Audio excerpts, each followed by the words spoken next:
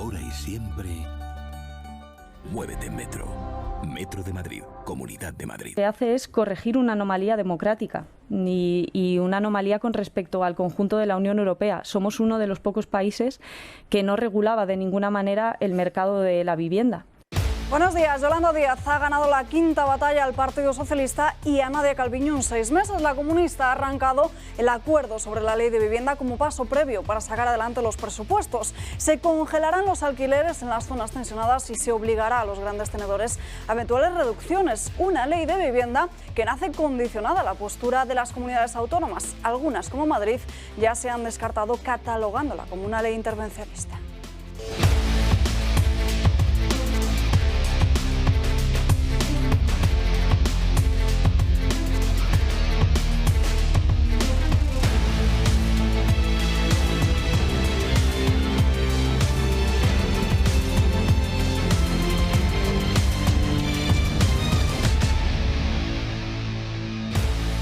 La ley de vivienda lo que ha desbloqueado esos presupuestos. La regulación del alquiler era vital para Podemos y, aunque no forma parte de ese borrador presupuestario, sí que lo condicionaba. Esquerra, que se mostraba indignadísimo ayer por no formar parte de ese acuerdo de los alquileres, va a aprobar y respaldar las cuentas públicas. Los republicanos apoyarán el acuerdo alcanzado ayer entre Podemos y el PSOE. Quedan semanas de sobreactuación, pero pactarán a cambio de dinero y, sobre todo, de muchos gestos.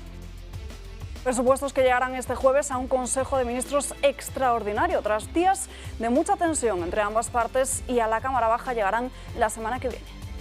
Sabía que iba a haber acuerdo, sabía que iba a ser esta semana, estaba convencida de ello porque no era lógico ni plantearse no tener un presupuesto para canalizar la recuperación económica, y hemos tenido ya la propuesta de presupuesto y la conoceréis con detalle el jueves.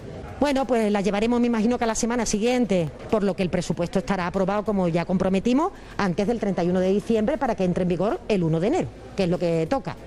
Y el escudo social tan famoso y cacareado de este gobierno sigue siendo una losa para familias y trabajadores. El precio de la luz vuelve a dispararse este miércoles a un nuevo récord histórico de 228,59 euros el megavatio hora, marcando así un nuevo precio jamás visto tras el de 216 euros registrado el pasado viernes. Tras concluir septiembre con un precio medio récord, octubre ya ha registrado los 3 precios más altos vistos hasta ahora en solo 6 jornadas. Y la tendencia, atención, sigue al alza con este nuevo registro, pero el gobierno sigue pensando en su fantasía verde y ecológica. Aquí nadie oculta nada, al revés. Se adoptan medidas para facilitar en los años más turbulentos de la transición energética el que esto sea justo, fundamentalmente para los consumidores, y que todos los actores económicos contribuyan precisamente a ese proceso de transición. Este asunto de la energía llega hoy a la cumbre de la Unión Europea que se celebra en Eslovenia. Pedro Sánchez vuelve a mirar hacia Bruselas para que actúe y haga frente al auge de los precios de la electricidad. Lo que él no hace, vamos. Lo que le hemos pedido a la Comisión Europea es que sea audaz en la respuesta, que estamos ante una crisis sin precedentes y que necesita de medidas extraordinarias, innovadoras, contundentes por parte de la Unión Europea para poder contener este alza de los precios de la electricidad. Y en ese sentido el Gobierno de España, como saben ustedes, ha planteado 2 cuestiones que me parecen importantes volver a repetir. En primer lugar, tenemos que hacer una compra conjunta de gas, y en segundo lugar, tenemos que revisar el sistema de fijación de precios en el mercado de la electricidad en nuestro continente. ¿Dónde está? Nos preguntamos hoy muchos, Irene Montero, ante la denuncia de una simpatizante de Vox que habría sido violada por 3 jóvenes árabes por llevar una camiseta del partido. Tal y como cuenta el diario El Mundo, esta joven de 30 años habría sido agredida sexualmente el pasado 21 de septiembre por 3 árabes y por la única razón de llevar una camiseta de la formación de Santiago Abascal. En unos minutos les contamos todos los detalles de lo sucedido. Separatistas, socialistas y comunes se alían en el Parlamento para sancionar a Ignacio Garriga, líder de Vox en Cataluña. Han presentado un escrito para poder sancionarle, en el que apuntan a que Garriga formuló una serie de expresiones y afirmaciones vinculando delincuencia con inmigración. Será la mesa de la Cámara quien determine si Garriga vulneró dicho código de conducta y la sanción a imponerse en el caso afirmativo. En ese supuesto, la multa podría ir de los 600 a los 12.000 euros y también se contempla la suspensión temporal. No es la primera vez que Vox sufre este tipo de cordones sanitarios.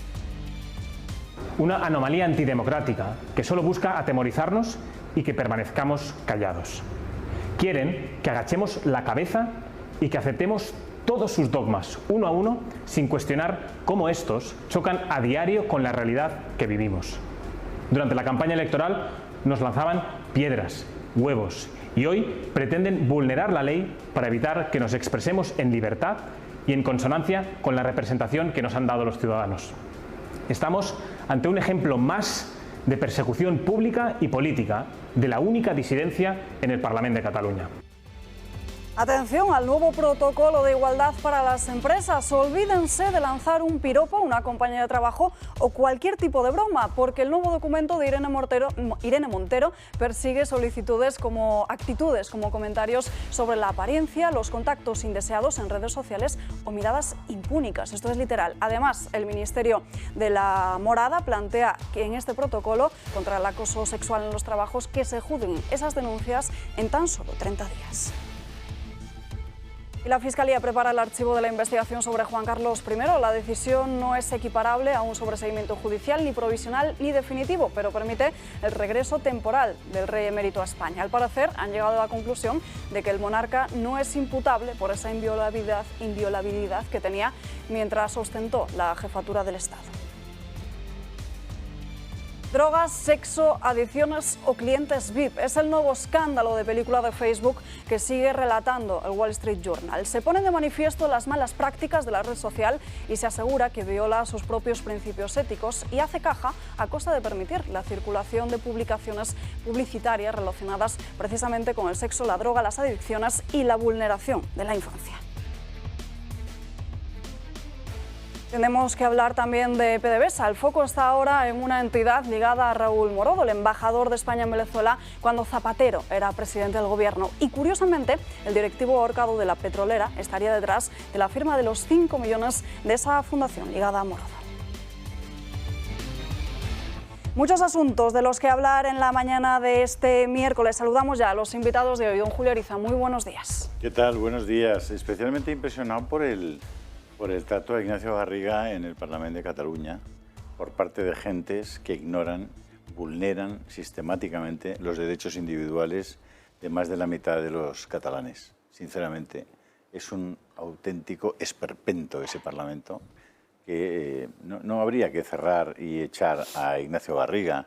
Creo que Ignacio Garriga tiene tal talla moral y personal que no merece estar sentado en ese Parlamento de sinvergüenzas. Es decir, es un Parlamento de gente que no tiene el más mínimo escrúpulo en cargarse y atentar sistemáticamente contra los derechos y las libertades individuales de millones de catalanes. ¿Pero de qué van a dar una lección esa gente a un hombre como Ignacio Garriga, que ha defendido que la inmigración ilegal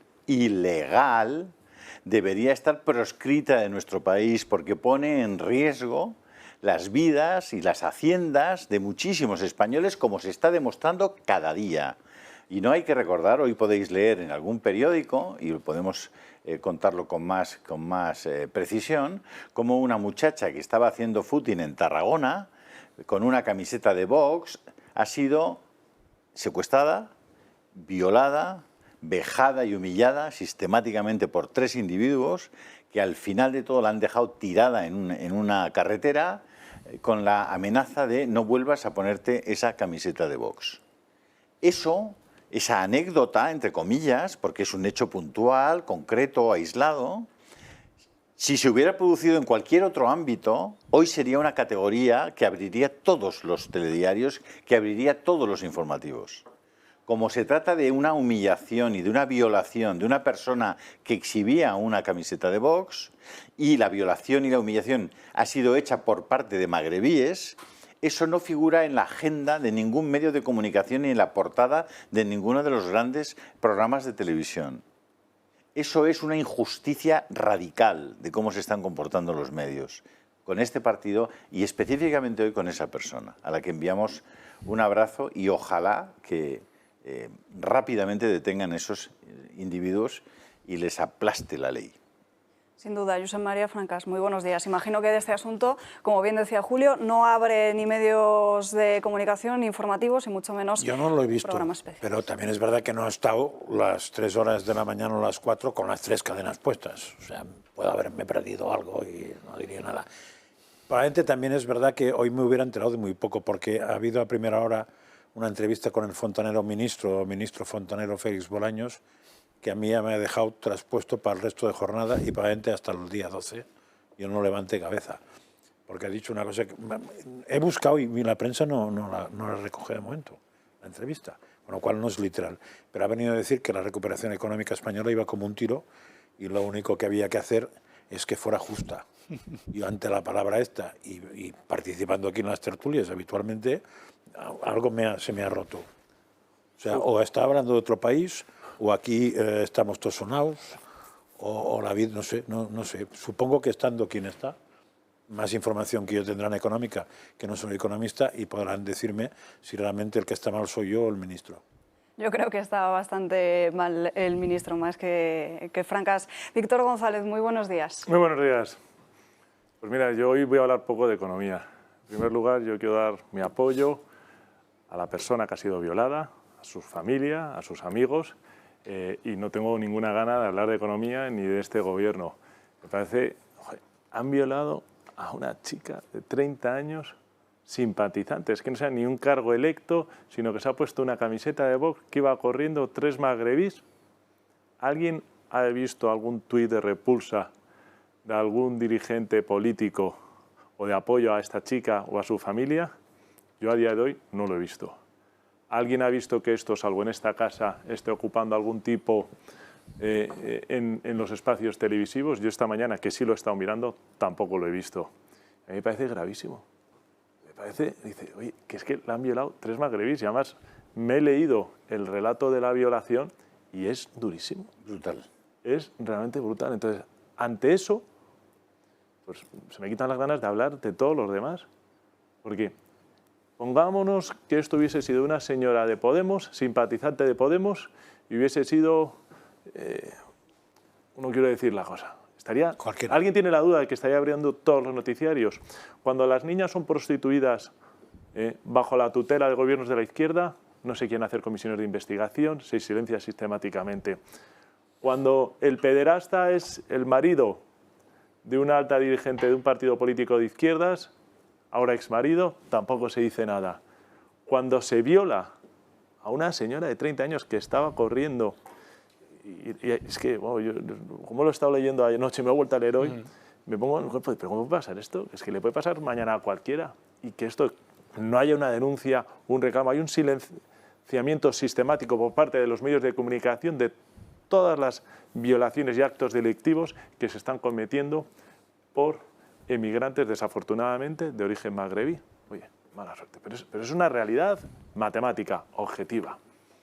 Entonces, pues mira, esa es mi introducción, mi apoyo, y el segundo es mi apoyo a Ignacio Garralda y a todo el equipo que está en esa primera Garriga, perdón, en esa primera línea de batalla en Cataluña. Yo creo que, efectivamente, Ignacio lo decía muy bien, nos tiraban piedras en los mítines, nada, y ahora nos quieren silenciar, porque es el único grupo que está en el Parlamento que realmente habla de los temas que les preocupa a los catalanes, que es la inseguridad, como hemos visto con esta chica violada, que es la pérdida y destrucción o decadencia de las instituciones catalanas, que se les son propias, y que es el despilfarro sistemático de la corrupción del separatismo, que más que separatistas lo que están ahí es para enriquecerse ellos mismos y a sus amigos. ¿Dónde está la comunicación del Parlamento de Cataluña hoy condenando esa agresión? No ¿Dónde existe. está? No existe. Sois unos sinvergüenzas, sinceramente. Los diputados que habéis propuesto estigmatizar y condenar a Ignacio Garriga, no tenéis vergüenza. No tenéis vergüenza. Y ahí espero que una parte de la sociedad catalana vaya dándose cuenta, porque si no estáis perdidos, estáis liquidados, amigos catalanes. O levantáis la voz frente a estas injusticias flagrantes, o la siguiente injusticia será contra vosotros. Así que vosotros veréis. Seguimos saludando a más invitados de esta mañana. Juan Ángel Soto, muy buenos días. Muy buenos días. Es verdad que no son temas agradables que discutir. Yo creo que todos estos temas obedecen al mismo patrón, ¿no? Que es pues, la lección de moral de la izquierda, que no viene a, como dicen, ¿no? A vaciar la esfera pública de moral, sino que viene a sustituirla por otra más fuerte, ¿no? Si se quiere. Este es un ejemplo, ¿no? El de la violación de esta señora es un ejemplo. Si hubiera pasado con una señora que no tuviese esa misiva, ¿no?, en la camiseta o que llevara las siglas de otra formación política, pues efectivamente abriría titulares y desgraciadamente no es el caso por motivo de vestir como vestía. Esa lección de moral pública también afecta, en este caso, a Ignacio Garriga, ¿no? Hay ciertos temas que no se pueden decir, que te hacen convertirte en un ser moralmente despreciable a los ojos de la izquierda. Y lo mismo hemos visto en el breve reportaje que hemos puesto al inicio, ¿no?, a efectos de, por ejemplo, tenemos a la señora Montero, por un lado, hablando de miradas impúdicas, cuando su expareja y exvicepresidente hablaba de azotarlas hasta sangrar, ¿no? Entonces, ¿en qué quedamos, ¿no? Porque muchas veces esa doble vara de medir hacia afuera, ¿no?, en función de en qué formación política milita o simpatiza cada cual, también se produce una incoherencia en el sentido de cómo rigen ellos su vida, de puertas adentro, y la moral que tratan de imponer en la esfera pública. Porque, como digo, entre miradas impúdicas y azotarlas hasta sangrar, es todo el espectro, me parece a mí, ¿no? Pero bueno, temas muy desagradables, pero los que, si la gente no habla de ellos, pues quizá es nuestra obligación hablar de estos temas, ¿no?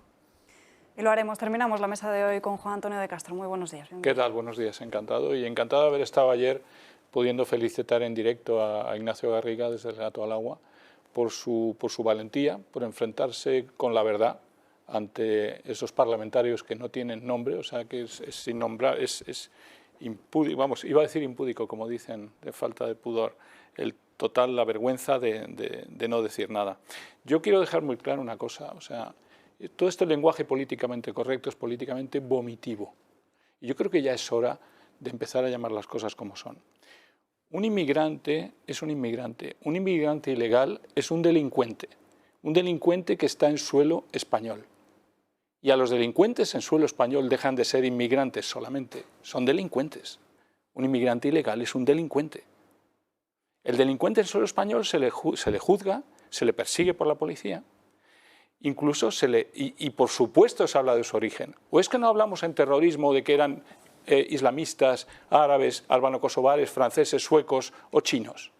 ¿O es que es el nivel de criminalidad lo que debe dictar si decimos su origen o no? ¿Qué nos están diciendo de identidades? ¿Qué nos están diciendo de no decir de dónde vienen? Claro que hay que decir de dónde vienen. Si son magrebís, porque son delincuentes magrebís. Y aquí un delincuente me da igual que sea magrebí, chino, francés o ruso, porque siempre se ha dicho que es ruso, o que es francés, o que es sueco, o que es islamista. Entonces, ¿por qué acusar ahora a Ignacio Garriga en el Parlamento catalán, si se le puede llamar todavía Parlamento, de esta manera, saltándose absolutamente la verdad, ¿no? Estamos hablando de delincuentes y punto. Aquí no hay ningún odio al inmigrante. Aquí lo único que hay es un políticamente correcto que lo que pretende es estabilizar a nuestras sociedades y que está ya pasándose de castaño oscuro, ¿no? Muy enfadado. Sin duda. Pues empezamos, si os parece, con el primer asunto, que es ese protocolo que ha elaborado el Ministerio de Igualdad para las empresas. Vamos a ver en qué consiste. Nuevo protocolo del Ministerio de Igualdad para las empresas. Ahora se perseguirán las miradas impúdicas o bromas sobre la apariencia sexual en el ámbito laboral. Y es que Irene Montero no deja de sorprendernos, esta vez a través del Instituto de las Mujeres del Ministerio, que ha presentado este protocolo. El objetivo es ayudar a las empresas a prevenir y detectar el acoso sexual y la discriminación por razón de sexo en el ámbito laboral, aunque ojo, porque para este protocolo una cosa lleva a la otra. Todo acoso sexual se considerará discriminatorio. Según las de Montero, el acoso sexual en las empresas es una forma de violencia terriblemente invisible que ahora se pretende visibilizar de las maneras más sorprendentes. El modo, a priori, es un procedimiento sencillo, rápido y accesible de queja confidencial que permita a las víctimas denunciar la situación que sufren. Procedimiento, eso sí, regido por un principio curioso, el del enfoque de género y derechos humanos, ese que se añade con la legislatura Sánchez a todas las leyes posibles. Y es que recordemos que todo acoso sexual se considerará discriminatorio. Las empresas deberán facilitar a la víctima el acceso a acompañamiento psicológico y social que necesite, pero la pregunta de preguntas, ¿qué se considera acoso? El documento enumera una serie de ejemplos de conductas constitutivas de acoso sexual, conductas verbales, no verbales o físicas. Y veamos algunos de estos ejemplos. De conductas verbales punibles encontramos los flirteos ofensivos, comentarios insinuantes, indirectas, comentarios obscenos, llamadas telefónicas o contacto por redes sociales indeseado e incluso bromas o comentarios sobre la apariencia sexual. Ojo a las no verbales, miradas impúdicas, gestos, cartas, correos electrónicos son algunas de las conductas junto a otras más explícitas e intimidantes que se pretenden sancionar en los planes internos de las empresas. Y atención, porque todavía quedan los tipos del contacto físico. Basta con un acercamiento físico excesivo e innecesario para que se considere acoso sexual físico. Este tipo de protocolo, como era de esperar, solo es aplicable en caso de que la víctima sea mujer, aunque existe una excepción: que se trate de hombres que ejerzan funciones, tareas o actividades relacionadas con el rol que históricamente se ha atribuido a las mujeres. Y con el hocico puesto en lo privado, ya es hora de que nos preguntemos hasta dónde llegará la locura de igualdad. Bueno, este es el nuevo protocolo en el que los hombres, por supuesto, no aparecen contemplados en ningún caso y se le ha encargado al Instituto de Mujeres del Ministerio, que a mí me gustaría saber, la verdad, cuánto ha costado esto. No, pues seguro que barato no, pero se han dejado una cosa muy importante, que son los pensamientos impuros. Entonces, en el momento que ya pueden sancionar los pensamientos, ya tendríamos un sustituto de la moral católica, con lo cual la señora esta podría ser ya la papisa de una iglesia. Igual es lo que le hace ilusión, no lo sé. No, yo estoy completamente de acuerdo. Está cada vez más cerca de la moral católica en ese sentido, porque en la moral católica, lo expresaba muy bien Alfonso María de Ligorio hace ya algunos siglos, en la moral católica cualquier acto contra la castidad, digamos, consentido, implica un pecado mortal. No hay lo que llaman en moral parvedad de materia. Es decir, no puedes pecar venialmente contra el sexto mandamiento. Cualquier acto consentido, completamente, pero el consentimiento debe ser pleno, supone un pecado mortal. Por tanto, el Ministerio de Igualdad, en ese aspecto, está acercándose mucho a la concepción cristiana de la castidad. Eso está bien. Luego, fíjate que, por ejemplo, en otras materias, por ejemplo, en la gula, la moral católica también explica que hay parvedad de materia, es decir, oye, si tú empiezas a comer y a beber y tal. De hecho, en gula solamente hay pecado mortal cuando pierdes el conocimiento. Cosa muy por difícil. Beber. Cosa muy difícil. Que lo sepáis. Que por beber lo o digo por comer. para que el Ministerio de Bebercio, no el de Comercio, sino el de Bebercio, instaure las medidas. Agricultura, podría ser, que pronto será un museo de la historia de España, pues, según ha dicho Pablo Casado, que sepáis que esto funciona así, ¿vale? Y luego, pues, oye, pues al final yo creo que las señoras van a pedir a gritos que alguien les diga, pero si estás muy guapa, querida. Pero eso puede ocurrir, pero bueno, eso ya lo iremos viendo. Es evidente que algunas, aunque lo pidan, no hay quien les diga eso, porque siempre hay mentir ciegos, está mal. Siempre hay ciegos. Interesante ese acercamiento a la moral cristiana que aplaudimos pero realmente les falta el pensamiento, por parte de estos personajes. Sí, a mí lo que me choca es una cosa, habla de... Cuando nos conecten con las máquinas, ya estará estará el pensamiento incluido. Mira lo que estás pensando. ¡Pim! ¿Habéis visto lo diferente que es hablar de miradas obscenas o de miradas impúdicas? La señora Montero y la ley hablan de mirada impúdica. Si fuera obscena, realmente va realmente lejos, acoso sexual, tal. Pero la mirada impúdica es falta de recato. Sí. Es falta de recato. Y puede el famoso recato de los años 50. Juan Antonio, miopía, ¿eh? Puede ser miopía porque es impúdica, impudicia, recato. El recato de los años 50, donde se tapaban los escotes para evitar miradas impúdicas. Esta señora se ha inspirado del lenguaje de los años 50 en España, donde se tapaban los escotes para evitar miradas impúdicas. Algún tratado de algún jesuita de esos largos sobre el tema. Es lo que nos están planteando. Y luego eso de negar que una mujer te puede admirar de manera impúdica, creo que ocurre, ¿no? A algunos nos puede ocurrir, sin duda. Frecuentemente. Eso no puede ocurrir según la ley. Juan Antonio, a algunos nos puede ocurrir, efectivamente, ser mirados con un cierto morbillo. Igual se ha inspirado también Irene Montero en esa cara que ponía Ábalos en los pasillos del Congreso de los Diputados. La mirada de Ábalos es muy posible. Eso se llama picarón. Es usted un picarón. Es un picarón. Estoy antipicol. Picarón. Yo creo que efectivamente esto es un despropósito más, ¿no? Además, hay una serie de, no por entrar en el detalle de la letra de esta nueva normativa, ¿no?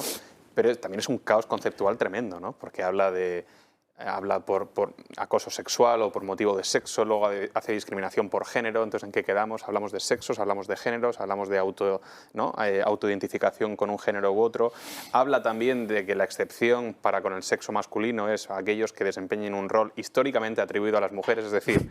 De madre. Claro, no, pero a lo que voy es que estamos hablando de las mismas personas que dicen que esto es todo fluido, ¿no? Que no existen estos estereotipos y que vienen a romper con estos estereotipos y, sin embargo, asigna una protección especial a aquellos que ellos estiman que tienen un rol históricamente atribuido. Pero, por ejemplo, una bordadora. Es que no entiendo. Tú no puedes abrir eso sin decir... Lo primero que quiero hacer es condenar la violación de esta persona en Tarragona. Si no empiezas así, estás deslegitimado, estás simplemente siguiendo una estrategia, una táctica de ponerte al frente de un determinado colectivo para representarle y quedarte, atenazar su representación, tratar de extender la representación a todos aquellos que podrían figurar dentro de ese colectivo, aunque no figuren, y así ir rellenando el vacío que les dejó en un momento determinado la lucha de clases. Es decir, han ido cogiendo a determinados colectivos y nos llevamos a pelearnos. Y que es de cara a la galería, hay mucho más. Porque no hay tampoco una definición de conceptos, como decía antes. Porque ¿qué colectivos estamos hablando? Porque claro, si hablamos de la mujer, y si yo me declaro mujer, ¿soy mujer o no soy mujer? ¿No? El sexo ya no vale, hablamos del género. Si te declaras, sí. Por cierto, hablando de colectivos, esto es una muestra más, igual que lo es la ley de violencia de género y tantas otras cosas, ¿no?, que hace este gobierno de progreso, que pone de manifiesto cómo la izquierda ya ha superado de largo la batalla por la igualdad y se ha centrado en la lucha por la identidad, ¿no?, en esa creación de colectivos a los que luego puede instrumentalizar, dotándolos de protección o no, empujándolos frente a otros, ¿no?, y sacar ese rédito electoral, político, etcétera, ¿no? Es decir, la izquierda no está obsesionada con la igualdad entre los sexos o entre las personas o entre las clases, está obsesionada con la identidad y donde no existen las creará. Y estos documentos aspiran, yo creo, que a conseguir estos objetivos. Desde luego la igualdad no, la igualdad no, quizá el llevarnos a la pobreza a todos los españoles. Yo creo que es así como entienden la igualdad, ¿no?, más bien. Y luego callar, aceptar una situación como la de la violación, es aquiescer, es aceptar la violación en sí, ¿eh? El silencio es aceptación. El silencio dice mucho. Entonces, mucho cuidado. ¿De qué nos están hablando? Ha faltado la omisión. ¿De qué nos está hablando la omisión? Yo quiero incidir, ¿no?, este protocolo que nos presenta de acoso Irene Montero. ¿Qué ha pasado con la señora que ha sido violada en Cataluña? O sea, este protocolo. Y ¿realmente la noticia del Ministerio de Igualdad hoy es esa o tendría que ser esta señora denunciando esa violación que ha ocurrido, pidiendo diligencia en las actuaciones policiales y detención de los criminales? Pues no, tenemos esto que es, perdonadme la expresión, es una chorrada supina. Que ni la Inquisición alemana... Digo la Inquisición alemana por no confundirlo con la Santa Inquisición española. La Inquisición alemana, que sí que fue la barbarie, se le hubiese ocurrido en los mejores de sus momentos. De un subjetivismo, yo creo que esta izquierda radical ha perdido tal conexión con la realidad, con lo que preocupa a los españoles, con la inmigración ilegal y las consecuencias que está teniendo nefastas, con la destrucción de bienestar que está sufriendo este país, con la crisis social y económica que tenemos. Tenemos un ministerio que realmente, y una señora que yo no sé qué narices hace y por qué tiene que estar gastando dinero que nos cuesta mucho a los españoles producir para destinarlo a una cosa que no nos interesa, que no nos preocupa y que no nos da. Yo creo que la buena educación, los buenos modales y las costumbres que hemos aprendido en casa están muy por encima de este protocolo que sirve para tirarlo a la papelera y para poco más. Es una chorrada, Víctor, pero hay que denunciarlo porque si no nos preguntamos hasta dónde vamos a llegar. Y tenemos una noticia de última hora. El Pleno del Constitucional avala la prisión permanente revisable por 7 votos frente a 3. Eso está muy bien. Pero vamos, yo es que no sé si estáis pensando en que realmente a esa señora y a las otras del mismo gremio les importa un pepino la violación de una chica de Vox. Yo creo que no les importa un pepino la violación de una chica de Vox. No me atrevo a decir que la aplaudirían, aunque probablemente alguien lo pueda pensar por algunas declaraciones de los entornos podemitas, pero que les importa la violación, cero. Ahí se demuestra. Es un desprecio. Es puro teatro. A mí me parece tal frivolidad. Este protocolo de Irene Montero, con lo que ha ocurrido, que es que yo no me siento bien hablando del protocolo de Irene Montero cuando han violado a una señora simpatizante, Totalmente, vuelvo a decir, ni cargo electo, ni afiliada, que tampoco habría ninguna razón, sino que estaba corriendo con una camiseta de Vox. Es que me parece tan frívolo el protocolo este, porque me parece tan alejado del este. ¿Dónde están las manifestaciones en la calle pidiendo justicia para esta mujer? ¿Dónde están las declaraciones del Ayuntamiento de Reus, que es donde la chica vive? ¿Dónde están las declaraciones del Parlamento de Cataluña, del Congreso de los Diputados? ¿Pero qué rayos está pasando? O sea, lo único que hemos podido leer estos días sobre el asunto de abusos sexuales, etcétera, ha sido un informe hecho por un instituto francés que acaba de publicar que en los últimos 70 años, 316.000 casos de abusos dentro de la Iglesia Católica, o bien por clérigos, por religiosos o por laicos vinculados a tal. Es lo que han publicado en Francia y lo que ha supuesto los titulares de Le Monde, de Le Figaro, de los periódicos más importantes de Francia. Y aquí las teles. Y aquí las teles. Estáis de coña. O sea, ¿de verdad sabéis que ha habido 316.000 o 216.000 casos en los últimos 70 años? Es decir, desde 1950. ¿Y me podéis decir cuántos ha habido entre los laicos? ¿Me podéis decir? ¿Me podéis decir cuántas muertes llevan en Francia por prácticas de ritos satanistas? ¿Me lo podéis contar eso? ¿Me podéis contar cómo es posible que en Francia haya 230.000 abortos al año? ¿Cómo me podéis contar 230.000 niños asesinados cada año? Imaginaos desde 1950, gabachos, imaginaos. Y suicidios. Bueno, es que de verdad, pero vamos a ver, ¿y así construís la información y la opinión pública de Europa? ¿Así la construís? Con toda esa sarta de mentiras, de sesgos manipuladores en todo lo que contáis. ¿Pero qué me estáis diciendo? Es que hablamos de cómo Jean-Paul Sartre trataba a Simone de Beauvoir, ¿lo contamos? El máximo representante de la cultura existencialista francesa, ¿qué le hacía a su señora? ¿Queréis que lo contemos? Tampoco lo recordáis, claro. ¿Pero qué creéis? Y entre los laicos franceses, los ateos franceses, intelectuales franceses, ¿sabéis la cantidad de abusos y abusos y abusos? A niños. Claro, ¿por qué no lo contáis?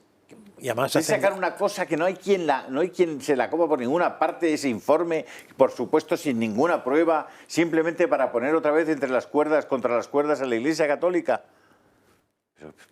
¿Qué es esto? Totalmente.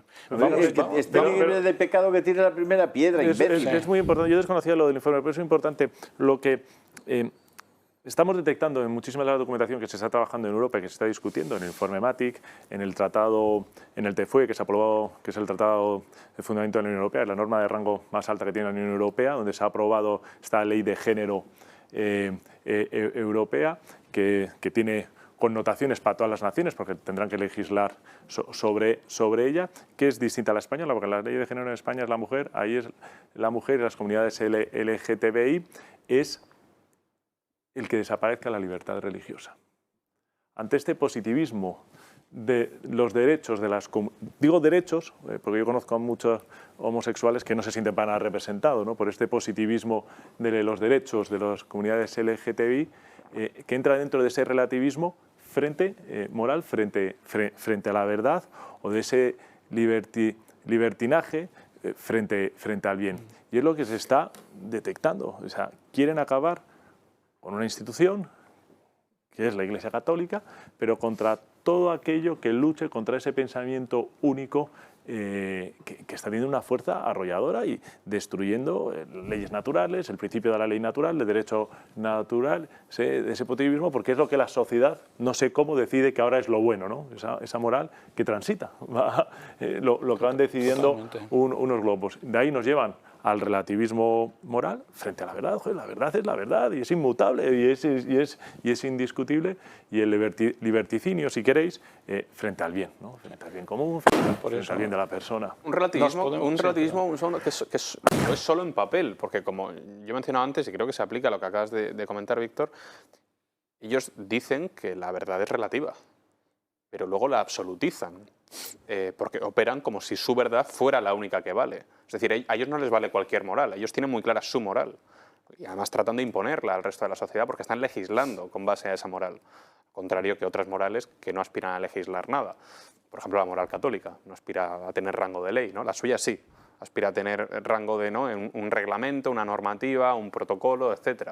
Es decir, bajo el paraguas de lo que he dicho antes, ¿no?, de vaciemos de moral la esfera pública, no la están vaciando, la están sustituyendo, la están rellenando con una moral que además es liberticida, como dices tú, porque no da pie a que otros tengan su propia concepción de lo que consideran que es la vida buena. Y añadir quizá la vergüenza de los medios, porque ¿cómo les vamos a poder comprender cuando nos hablan de desinformación si los medios, al no hablar de esta violación, al no condenarla, están desinformando absolutamente, sin contar la verdad, ¿no? ¿Cómo nos vamos a creer a los medios? Están contribuyendo a quitarnos esa brújula moral. Sí. Nos tenemos que ir a una brevísima pausa publicitaria y a la vuelta seguimos hablando de todos estos asuntos. Pero tienen que llamar al Club de Amigos, antes de que pase la pausa de publicidad, que lo vamos a mirar ahora. Vamos a recordar, compañeros, el teléfono del Club de Amigos para que todo aquel que nos esté viendo nos pueda ayudar. Y hacemos cuenta de cuántas altas hemos tenido en este espacio publicitario. 91 616 24 64 a través de la página web clubdeamigos.eltorotv.com, o si lo prefieren también pueden escribir un correo electrónico club@eltorotv.eu. 91 616 24 64, y además todos estos días aquellas nuevas altas que se produzcan van a recibir de regalo esta cartera de piel fabricada en España y también una maravillosa pulsera de perlas que también tiene un lazo con la bandera de España, solo para aquellos que se den de alta en los próximos días, y sobre todo no solo se llevarán esto de regalo, sino que nos podrán seguir escuchando a diario desde sus casas. 91 616 24 64. Víctor González está llamando ya, ¿eh? Sí, no estoy escribiendo a mi madre para que llame. Bien, bien. Ahora volvemos.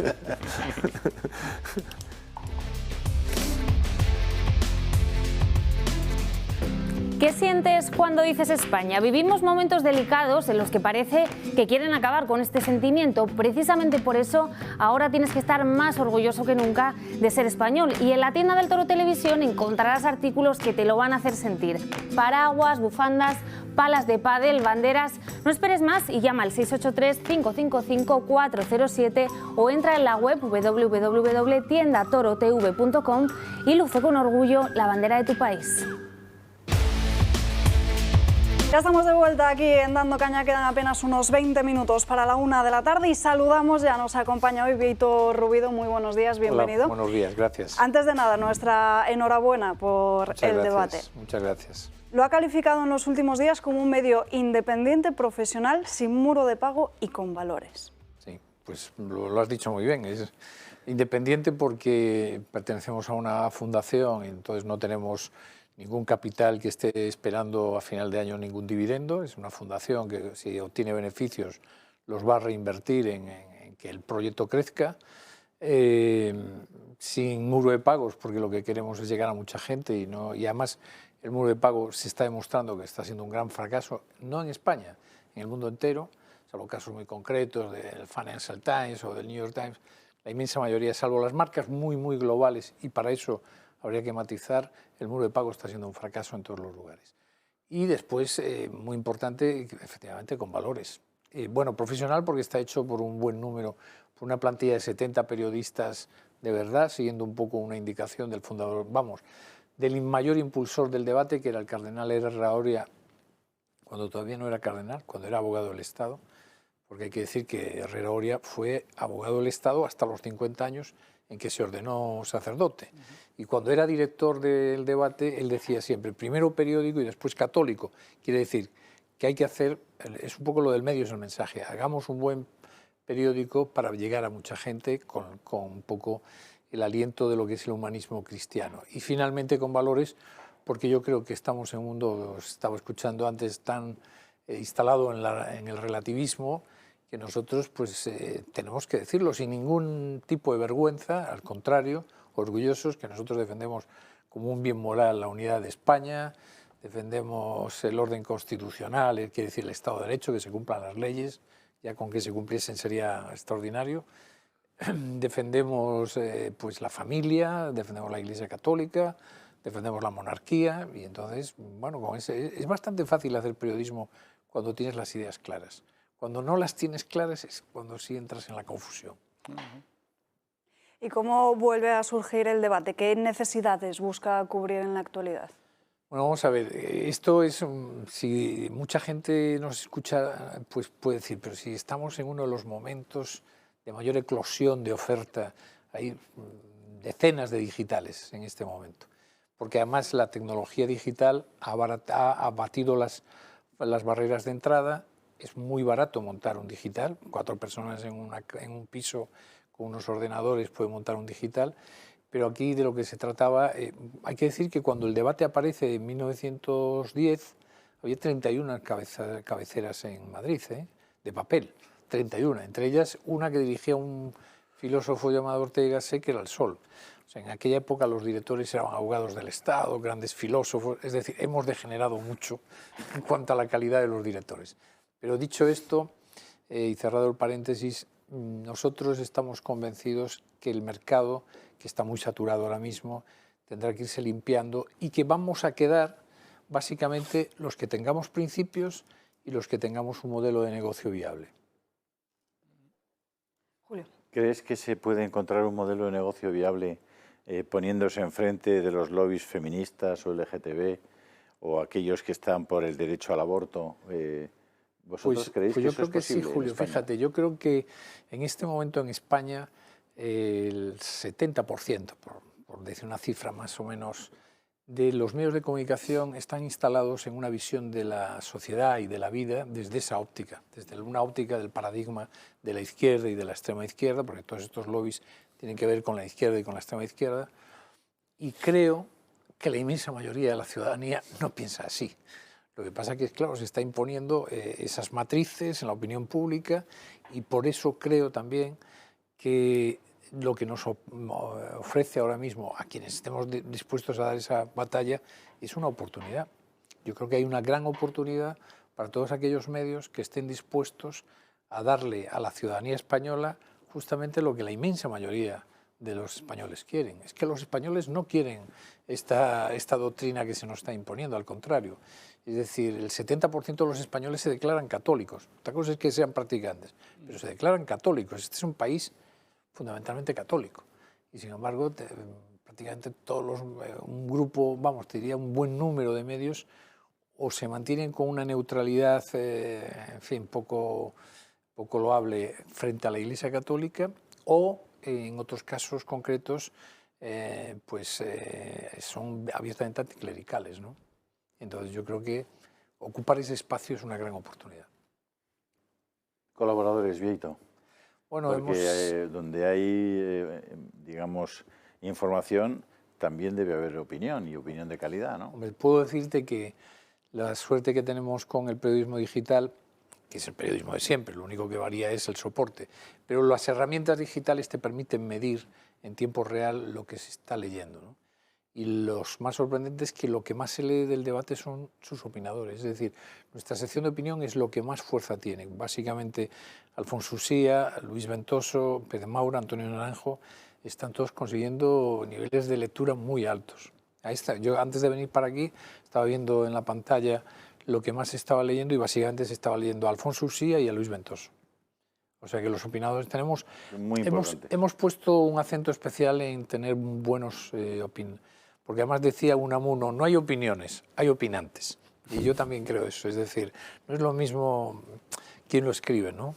Y yo creo que sí, que tenemos muy buenos opinadores. Su último artículo precisamente se titula Prohibido prohibir, que habla además de ese afán que hay en la clase política ahora por prohibir absolutamente todo. Sí, es cierto, es una cosa inquietante, ¿eh? O sea, yo no recuerdo ninguna iniciativa. Tengo que decir que sí, Díaz Ayuso en la gestión de la pandemia ha tomado algunas, pero dentro de lo que es la gestión, pero la pulsión por coartarnos la vida, por prohibirnos, por reducirnos los espacios de libertad de toda la clase política, yo creo que no tiene precedentes. Históricamente, desde que se produce la Revolución Francesa y antes en el Reino Unido, en fin, todo el avance de la sociedad era porque la sociedad fuera más libre, ¿no? Ahora tenemos una clase política que nos está todo el día coaccionando, nos va limitando y nos deja un estrechísimo cauce por el que podemos ejercer nuestra libertad. y ya lo último es que ya te prohíban mirar. Ya, esto de que las miradas lascivas en el trabajo, porque claro, ¿quién decide qué es una mirada lasciva y quién es el organismo que decide sancionar esa mirada lasciva? Vamos, esto ni en lo peor de nuestras pesadillas nos podíamos imaginar que un gobierno democrático iba a tomar ese tipo de iniciativas, ¿no? Porque a mí me parece muy bien defender la dignidad de la mujer. Yo soy padre de una hija, soy hermano de muchas hermanas, no tengo nada, a todo lo contrario, es decir, pero me parece intolerable que ya se empiece a legislar o se pretenda legislar sobre las miradas de las personas.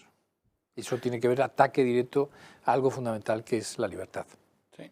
Yo quería preguntar precisamente en línea con lo que decías, Julio, al principio de ¿va a ser fácil luchar contra este políticamente correcto, que es políticamente vomitivo realmente y de pura ingeniería social, cuando los poderes, digamos, y el dinero de los falsos filántropos, Soros, Gates y demás, rocían a los medios de comunicación principales y dirigen, digamos, recientemente, hace pocos días, la ONU incluso ha empezado a atacar a Gregor Pupin del Centro para la Ley y la Justicia que defiende a la familia en Estrasburgo y que ha denunciado que varios jueces, vamos, la cuarta parte de los jueces del Tribunal Europeo de Derechos Humanos están en manos de Soros, cuando la propia ONU ataca a los que se atreven a ir contra ese movimiento.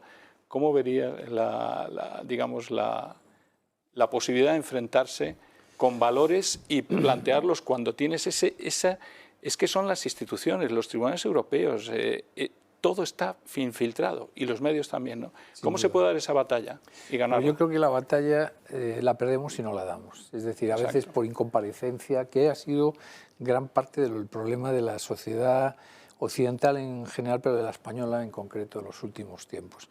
Y además no solo eso, ha ocurrido una cosa muy curiosa y es que los propietarios de los medios de comunicación en España, que son de derechas, e incluso algunos de muy de derechas, y los propietarios, por ejemplo, de las universidades privadas, se han centrado en el negocio y han dejado el relato, la batalla cultural, las ideas, la historia, a la izquierda. Claro. Y esto todavía no sabemos el precio que vamos a pagar por ello.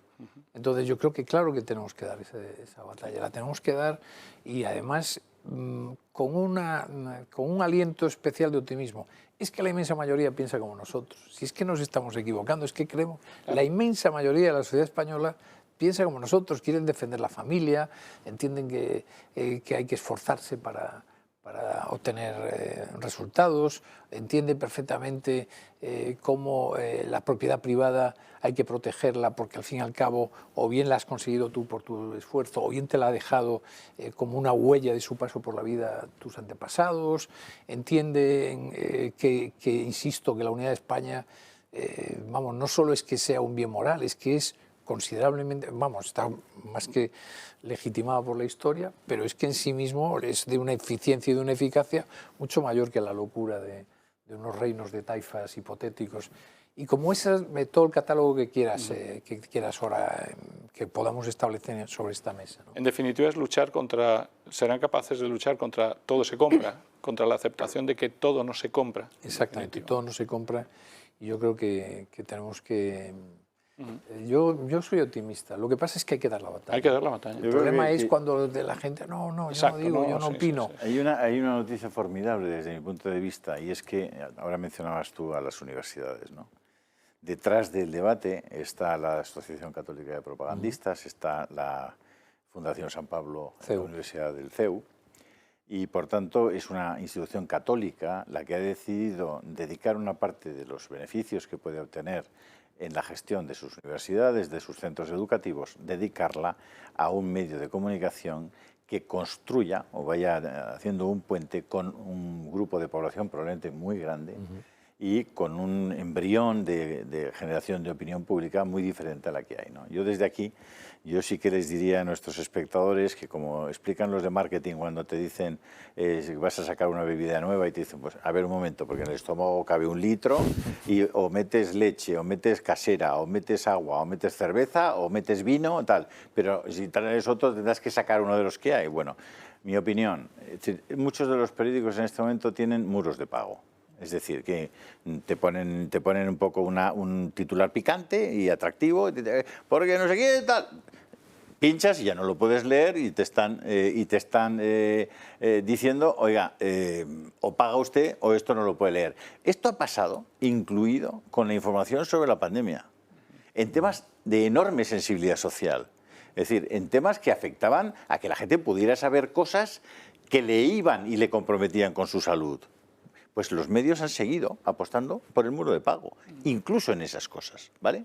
Bueno, que nazca un periódico como el que nos presenta hoy Bieito Rubido, exdirector de ABC, por cierto, no es un periodista cualquiera, es un hombre muy experimentado. Es decir, que nazca un periódico que está abierto, que además va a tener una perspectiva de la información diferente a la que habitualmente ustedes pueden encontrar en los grandes medios. No voy a citar a ninguno, pero si ustedes tienen en su estómago, es decir, en la portada de su móvil o de su ordenador, 7 u 8 entradas, pues ya saben ustedes, quiten una de muro de pago o quiten la que quieran, pongan el debate, por supuesto ya tienen Rebelión en la Granja, pongan el debate y van a encontrar todos los días una opinión de primerísima, por la que mucha gente pagaría dinero en un periódico de papel, y van a encontrar muy buena información. Lo tenemos que dejar aquí porque nos tenemos que ir no se nos corriendo va, a que yo quiero publicidad. preguntar un par de cosas de la actualidad, Bieito. Fenomenal. Y atención, inversores, sé que STB rompe el mercado de las acciones y los ETFs, sí, lanza su tarifa 0% comisiones, has oído bien, 0% comisiones en la compra y venta de acciones y ETFs de todo el mundo hasta los 100.000 euros mensuales. Si inviertes en bolsa o si quieres empezar, más sencillo imposible, entras en xtb.es, abres una cuenta online sin moverte de casa y en menos de 15 minutos compra y vende acciones con 0 comisiones. No pagues más comisiones con xtb.es. Ahora volvemos. Ya estamos de vuelta aquí en Dando Caña y seguimos analizando la actualidad con el invitado de hoy, con Bieito, porque además el debate hoy está abriendo ahora mismo con una noticia en su portada, que es esa de que la Fiscalía podría archivar la causa contra el rey emérito por esas regularizaciones a Hacienda. Cuéntanos esa noticia. Bueno, vamos a ver, desde siempre se sabía que algunas de las cuestiones que sobre el rey emérito se tenieron estaban bastante inconsistentes desde el punto de vista fiscal, o sea, del supuesto delito fiscal, que no lo había.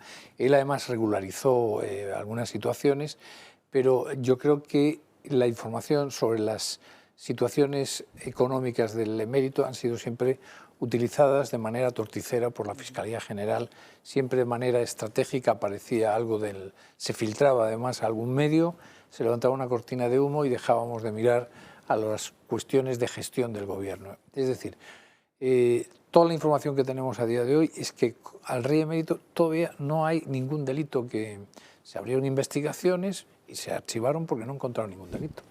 Y eso, a mí lo que me inquieta es que está claro que se ha utilizado esa información de manera torticera e interesada, insisto, para levantar cortinas de humo en momentos muy coyunturales. Si hacemos, que deberíamos hacer, que es un buen ejercicio periodístico, mirar todas las veces en que han sacado las supuestas irregularidades fiscales del rey Juan Carlos, siempre coincidían con un escándalo anterior del gobierno de Sánchez.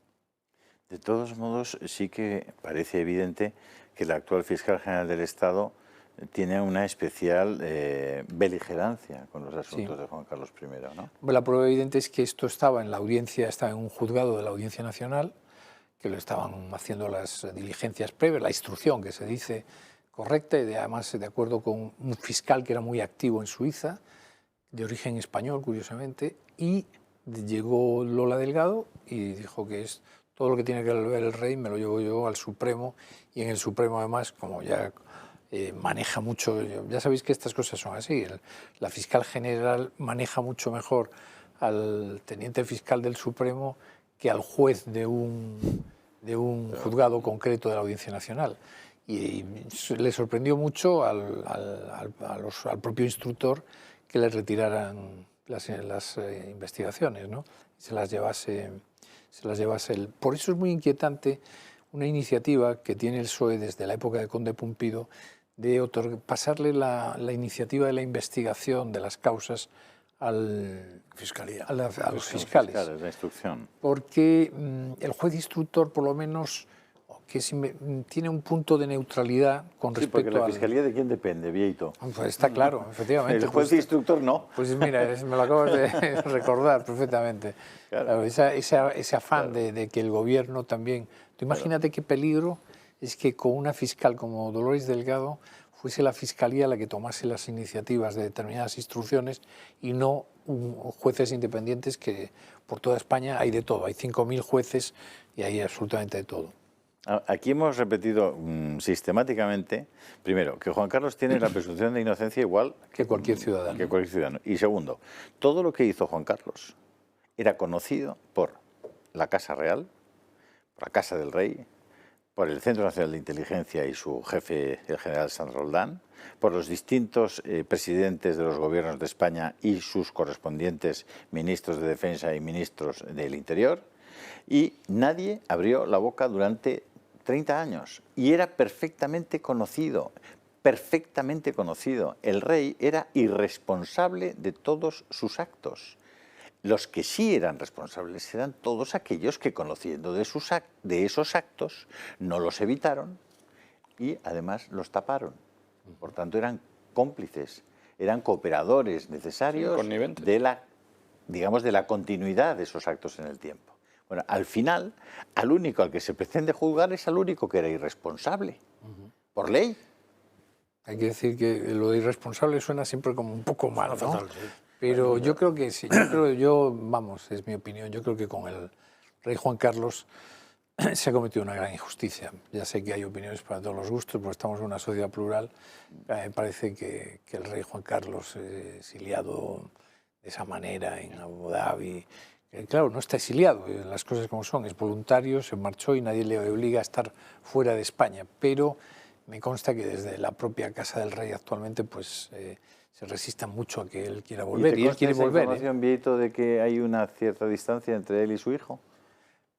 A mí no me consta. Yo sabía que era buena la relación, pero claro, lo ha contado el propio padre a una periodista francesa. Esa es la versión. Claro, no lo he contrastado con el padre. Que ha dicho que estaba rota la relación. Sí, estaba rota, habían felicitado por el cumpleaños y eso, ¿no? Bueno, esto es la historia de la monarquía a lo largo de los siglos, ¿eh? Siempre...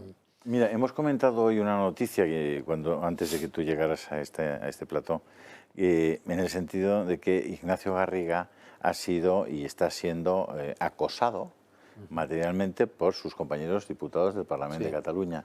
¿Cómo ves ese asunto? Bueno, yo creo que a mí me parece intolerable desde todo punto de vista y además evidencia la baja calidad de la democracia española. En Cataluña se vive una situación de anomalía y yo casi me atrevo, ya lo he dicho, yo creo que es una sociedad que está enajenada en este momento. Hay una especie porque además, fíjate, Julio, es que yo creo que hasta cuando hablas con la gente del PP de allí es que todos tienen como una especie de... Yo no voy a decir, es que hay que cuidar mucho las palabras. ¿Síndrome de Estocolmo?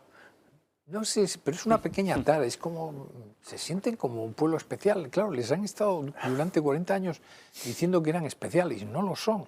Y claro, hay que pincharles el globo y explicarles que no, que son lo que son gracias al resto de España. Entonces, claro, que Vox haya tenido los resultados que haya tenido y que sea Garriga, todo lo que él representa, incluido el color de su piel, el que les esté evidenciando sus vergüenzas y sus contradicciones, pues... no lo pueden soportar. Claro, es que es tremendo, claro, que te lo diga un señor como Garriga, pues es mucho más doloroso que... Pero es una sociedad enajenada. Pero fíjate hoy cómo ocultan los medios el hecho de que han violado a una chica en Reus por el hecho de llevar una camiseta de Vox. Eso que hubiera sido elevado a categoría en cualquier otro caso. En este momento tendríamos todos los programas de las televisiones convencionales. Si hubiera puesto Podemos. Por la mañana, a mediodía y por la noche. Y el sábado por la noche es un programa especial. Lamentable, ¿no? Estamos en una sociedad hemipléjica desde el punto de vista moral. O sea, para un lado se admite todo y para otro lado no se admite nada. Los mismos casos de corrupción, los series de Andalucía representan de traer de los fondos públicos orientados al fomento de la generación de empleo en la comunidad con más paro, tanto de gente mayor como de paro juvenil de Europa, de la Unión Europea, de traer 1.000 millones de euros para que unos señores compraran antigüedades, otros se fueran a putas y otros, en fin, se llevasen... jamón. No, y se llevasen también... Bueno, había uno que decía a su madre que tenía más tanto dinero como para usar una vaca. Ese que es un escándalo de unas proporciones y que afecta además al que había sido presidente de dos que habían sido presidente del PSOE. Es un caso que ha quedado en nada. Los trajes de Camps merecieron 50 portadas de un diario. Y Paco Correa lleva 8 años en la cárcel. Bueno, efectivamente. 8 años en la cárcel. Francisco Correa, por un stand en Fitur de 140.000 euros. Impresionante. Sin ver a su hija. Y que le dieron el premio al mejor stand, hay que decir. Es decir, que estaba hecho y estaba bien hecho. 8 años en la cárcel lleva, sin salir de la cárcel. Y el caso de los Pujol. Y Pujol en la calle. Bueno. El caso de los Pujol es tremendo. Está muy mayor. Estamos hablando de cientos... No, la familia entera. Estamos hablando de cientos de millones. Sí, claro. Pues Beitu Rubido, muchísimas gracias por estar aquí con nosotros. Os leeremos. Que hayáis, y os animo a que entréis todos los días en el debate. Hombre, no, yo no tengo duda. Ya te tengo ya en página de inicio. Muy bien. Te lo agradezco mucho. Y quiero ver cuál es la noticia que vosotros remarcáis, resaltáis cada día, y lo que me gustaría es que estuvieras con nosotros de vez en cuando. Pues nada, me llamáis y yo acudo raudo y veloz. Que además es gallego, Bieito. No se nota nada. No se nota nada, ni por el nombre, ni por el apellido, ni por el acento. A los gallegos básicamente se nos distingue. ¿Te das cuenta? Yo le expliqué el otro día a un amigo mío gallego cómo descubrí que era un gallego. Y estábamos en La Coruña. Estábamos un navarro, un vasco y un gallego. Como lo del chiste, ¿no? Sí, pero es verdad. Es verdad. Y yo dije, joder, qué frío hace. Bueno, hacía frío.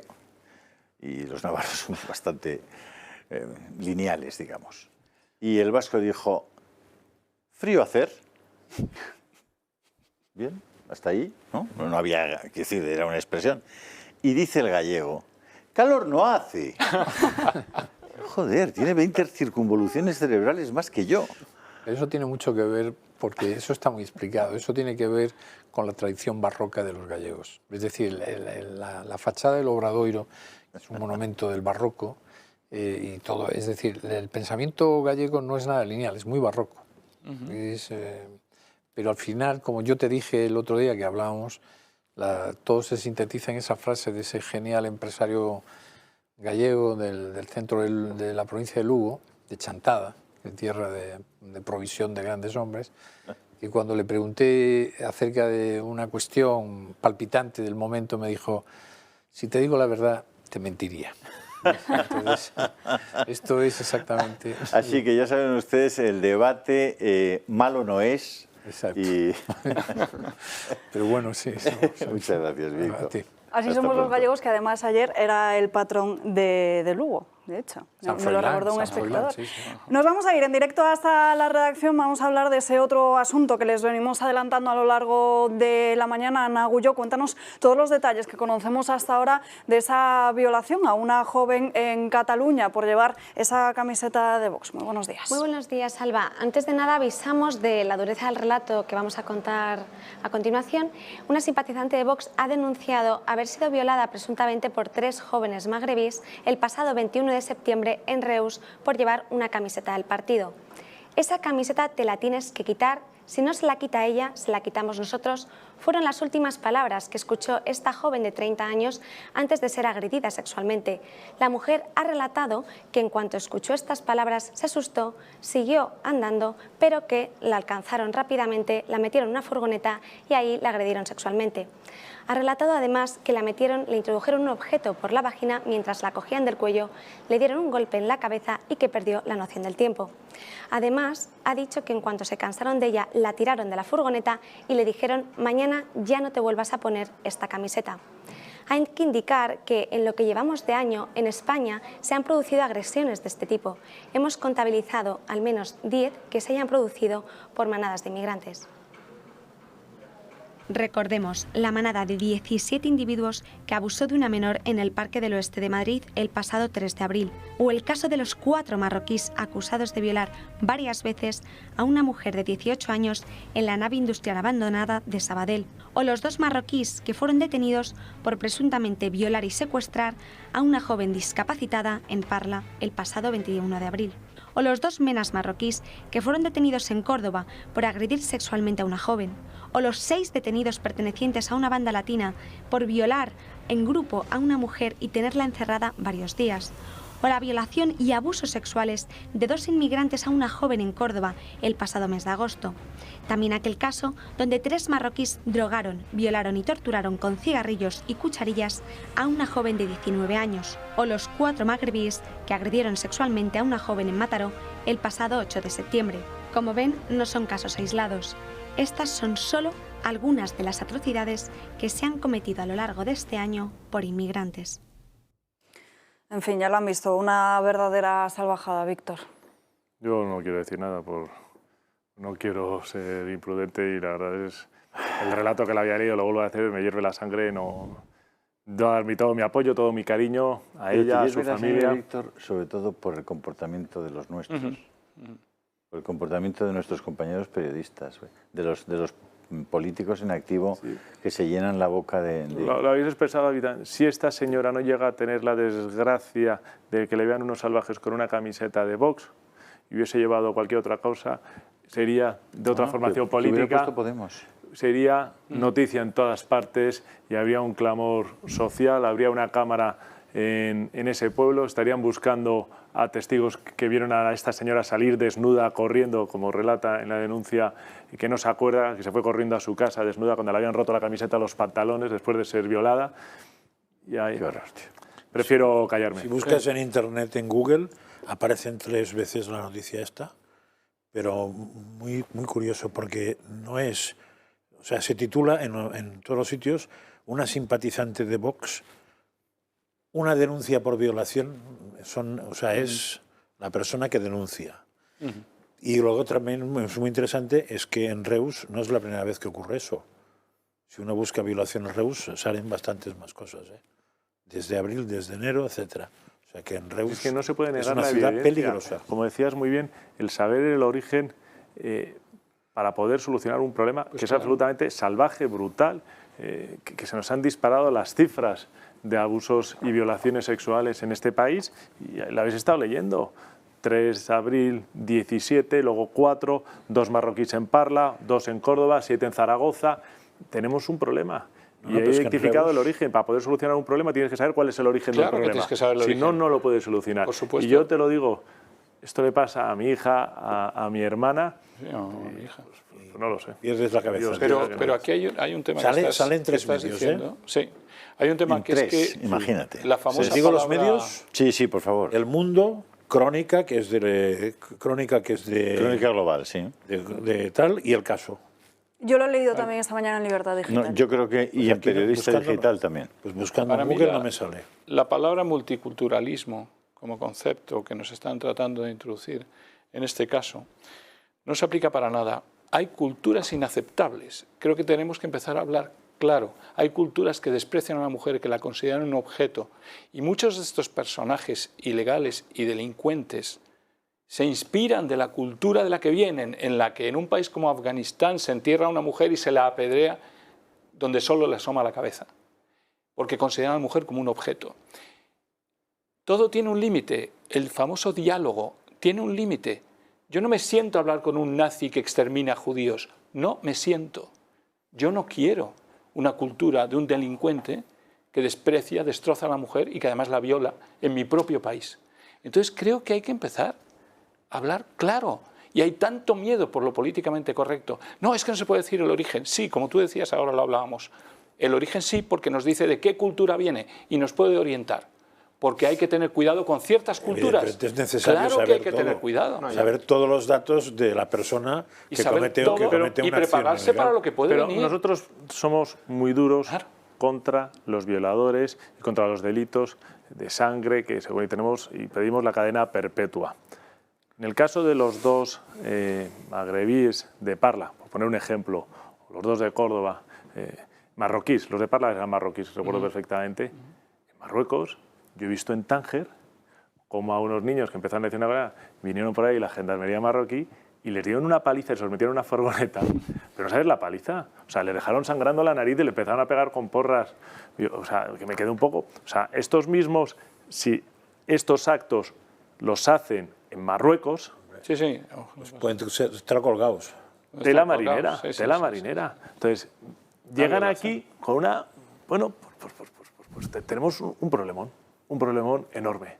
Y desafortunadamente tenemos un Ministerio de Igualdad que nos presenta el día que ha ocurrido un acto como este, unos asuntos de una frivolidad absoluta. Y no sale a defender que lo único que se espera, dice, oiga, que está esta mujer como Irene Montero, tan mujer o más. No, es que no se pueden ni mencionar ni las cifras oficiales, ya no es un discurso, estamos hablando de datos oficiales estadísticas, que es lo que hizo el señor Garriga el otro día en el Parlamento de Cataluña, ¿no? Esas cifras oficiales, el Ministerio de Interior dice, señores, en España el 11% de los residentes, ¿no?, que viven en España son inmigrantes y cometen el 25% de los delitos. ¿Ergo? Ergo, están sobrerepresentados en las actividades de la proporción es exagerada. ¿Vale? Delitos en general, no hablamos solo de delitos de sangre o de índole sexual y tal. Bueno, eso es una realidad, habrá que hacer algo con ella. Entonces tampoco se puede hablar de los datos oficiales, que al ser oficiales, bueno, uno ya no sé si tiene que presumir su veracidad o que están tirando a la baja o lo que fuera, por el discurso oficial, pero bueno. Juan Ángel, sin entrar en eso, sin entrar en la casuística esta, yo diría, yo pienso que es lo que ha dicho Juan Antonio antes. O sea, inmigración ilegal es ilegal y es inmigración, pero es ilegal, con lo cual no cuadra. Aunque todos los que entraran fueran sacerdotes. Aunque fueran sacerdotes. Sí, sí. Y que fueran todos repartiendo bendiciones. Lo siento mucho, o sea, lo otro es un añadido. Pero yo no pondría nunca el énfasis en lo otro, que puede ser una circunstancia que alerte a la gente. Puede servir para alertar, pero nos estamos equivocando en el fondo, porque en el fondo no es porque el inmigrante venga un tío que es un mal bicho. El tema es que la inmigración tiene que ser legal. Y si no es legal, desorienta todo y desmonta todo. Si además de eso es un mal bicho, pues ya tenemos un doble problema. Claro, además resulta que el 3% de ese 11, el 3% es población norteafricana y el otro 3% es población iberoamericana. Por cierto, tienen los mismos porcentajes de comisión de delitos. Cada 3% comete el 8% de los delitos en España, ¿vale? En total ese 25%. Eso es otra realidad, ¿no? Es decir, que además resulta que siendo inmigrantes delinquen, ¿no? O cometen otros delitos adicionales, como dices tú, porque el mero hecho de estar aquí en régimen ilegal... Que, por cierto, hablar de inmigración ilegal ya es mucho. Pues recordemos que, aunque existe ese término para describir perfectamente una realidad, inmigración legal o ilegal, no hablamos de inmigración o emigración, hablamos de inmigración y no hablamos de ilegal. Hablan de ilegal o ilegal, se habla de regular o irregular. Es decir, estamos cambiando incluso hasta los términos, ¿no?, de este diagrama. Sí, porque legal es una palabra que define mucho. Países que cometieron errores espantosos que ahora están pagando, como Dinamarca o Suecia, los propios ministerios ya están sacando no las estadísticas, sino estudios que ponen en relación inmigración, especialmente inmigración de origen musulmán, con criminalidad. Ellos ya lo saben porque no quieren que se repita. No quieren que Afganistán sea el nuevo Siria. Claro. Esto ya existe, igual que existe estudios que hablan del aumento monumental de ataques antisemitas en Europa. Pero es que no es sorprendente. Tú mencionabas antes de que si tratan a la mujer así allí, ¿por qué no lo iban a hacer aquí de igual forma? Si llevan con odio declarado, ¿no?, al Estado de Israel y a los judíos del mundo desde hace 1400 años, que por cierto es el tiempo que lleva el Islam sobre la faz de la tierra, ¿por qué nos sorprende que lo vayan a hacer aquí? Entonces, son realidades que hay que atajar de una forma u otra. ¿Que todos son criminales? Por supuesto que no, pero la estadística no miente. Pero es que además hay una cosa que me parece a mí que es muy clarita. Además de lo que decía el Juan Antonio, de que la inmigración ilegal es ilegal, y por tanto ya hemos entrado en un tema, la segunda cosa es, ¿qué sentido tiene que una persona emigre a un país que le cabrea la filosofía del país? O sea, eso todavía tiene menos sentido. Lo normal, el sentido común, es que si yo emigro a un sitio por necesidad, me vaya a adaptar a aquel sitio, en todo tipo de cosas. Igual en la religión no la asumiré, porque tenía otra, pero al menos lo que no pretenderé es que eso me separe del resto, porque no tiene ningún sentido común ni humano irse a un sitio para no adaptarte al sitio, porque para eso vete a otro sitio. Sino para transformar. Vete a otro sitio, mira que hay sitios. Ha habido una suma de delitos. Desconocemos si estos salvajes son inmigrantes legales o ilegales, pues no lo sabemos, están a la fuga. Pero sí sabemos que ha habido un delito de odio. Porque han violado a una señora porque llevaba una simpatizante de Vox, que llevaba una camiseta de Vox. Por ideología está en ella, delito por una camiseta penal. de Vox. Claro, cuando dices lleva una camiseta de Vox, pues mañana mi hija que lleva una pulsera, o tú llevas una pulsera de España, y dices, bueno, pues esto, ¿qué es? Y después han ido a por una mujer, pero en una furgoneta delante de gente, porque en la denuncia se relata que un señor que les increpó, un señor mayor que les increpó, y luego han tirado, la han soltado en la calle. Y dices, tío, pero ¿cómo meten a una mujer por la fuerza, a 3 individuos? O sea, que hay una connivencia, perdóname la expresión, de gente que lo ha tenido que ver en la vía pública. Cobardía. Y no han actuado. Cobardía. Y dices, pero ¿cómo puede ser esto? O sea, no están claros los hechos, pero sí se lee en la denuncia que hubo un señor mayor que les dijo, oye, ¿qué tal? Y que los otros, pues parece que la dretaron y que la cogieron, se la fueron llevando y que la metieron en una furgoneta en una puerta correriza. Y que luego la soltaron. Y dice que salió corriendo por la plaza del pueblo, o sea, que estaba en el lugar. Es llamar al 112. O sea, no se la han llevado a un descampado en no sé cuántos. Dice, oye, yo veo a una señora que la están cogiendo 3 individuos, no sé qué. Y bueno, pues llama al otro y ya le digo, no quiero, hay que estar en el momento, no quiero decir, pero quiero presuponer que les diría algo a estos 3. Y diría, oye, ¿aquí qué pasa? ¿Qué es esto? Dice, pero ¿cómo puede pasar esto en un lugar centro? La verdad es que... Bueno, porque ese es el silencio cobarde, ¿no? En el fondo nos van haciendo a la gente que acepte las culturas con cobardía. No, hay culturas inaceptables. Que las acepten en primer lugar, no nombrando esos hechos. Es decir, como decías tú, para atajar un problema primero hay que reconocerlo. Reconocerlo es nombrarlo. Claro. Entonces, en primer lugar... No te dejan nombrarlo. No te dejan nombrarlo. No, está claro. Vamos ahora a otro asunto que no es otro que el de Facebook, porque siguen publicándose en ese medio de comunicación, el Wall Street Journal, todas esas malas prácticas de la empresa y también el testimonio de esa ex trabajadora que las denuncia. In my time at Facebook, I came to realize a devastating truth. Almost no one outside of Facebook knows what happens inside of Facebook. Con estas palabras, una ex trabajadora de Facebook acusaba a la compañía ante un subcomité del Senado tras las filtraciones que ella misma hizo en los últimos días al diario The Wall Street Journal y tras revelar su identidad en el canal CBS. The company intentionally hides vital information from the public, from the US government and from governments around the world. La informante comenzó a trabajar en la firma en 2019, pero decidió abandonar la compañía tras la desinformación que vio en las elecciones en Estados Unidos del pasado mes de noviembre, que desembocaron en el asalto al Capitolio en enero. En su testimonio hizo hincapié en que los productos de Facebook dañan a los menores, fomentan la división y debilitan la democracia. The documents I have provided to Congress prove that Facebook has repeatedly misled the public about what its own research reveals about the safety of children, the efficacy of its artificial intelligence systems. Un testimonio que se produce después de que este lunes cayeran a nivel mundial WhatsApp, Facebook e Instagram durante más de 6 horas, causando pérdidas millonarias irreparables a la compañía. Bueno, irreparables a la compañía. Están reparadas, ¿no? La compañía no tiene problemas por eso. La compañía tiene problemas porque se está generando una opinión pública de forma generalizada que va dándose cuenta de que estos señores están usando a los seres humanos, a los que tienen por usuarios, para sus intereses sin ningún límite. Sin ningún límite.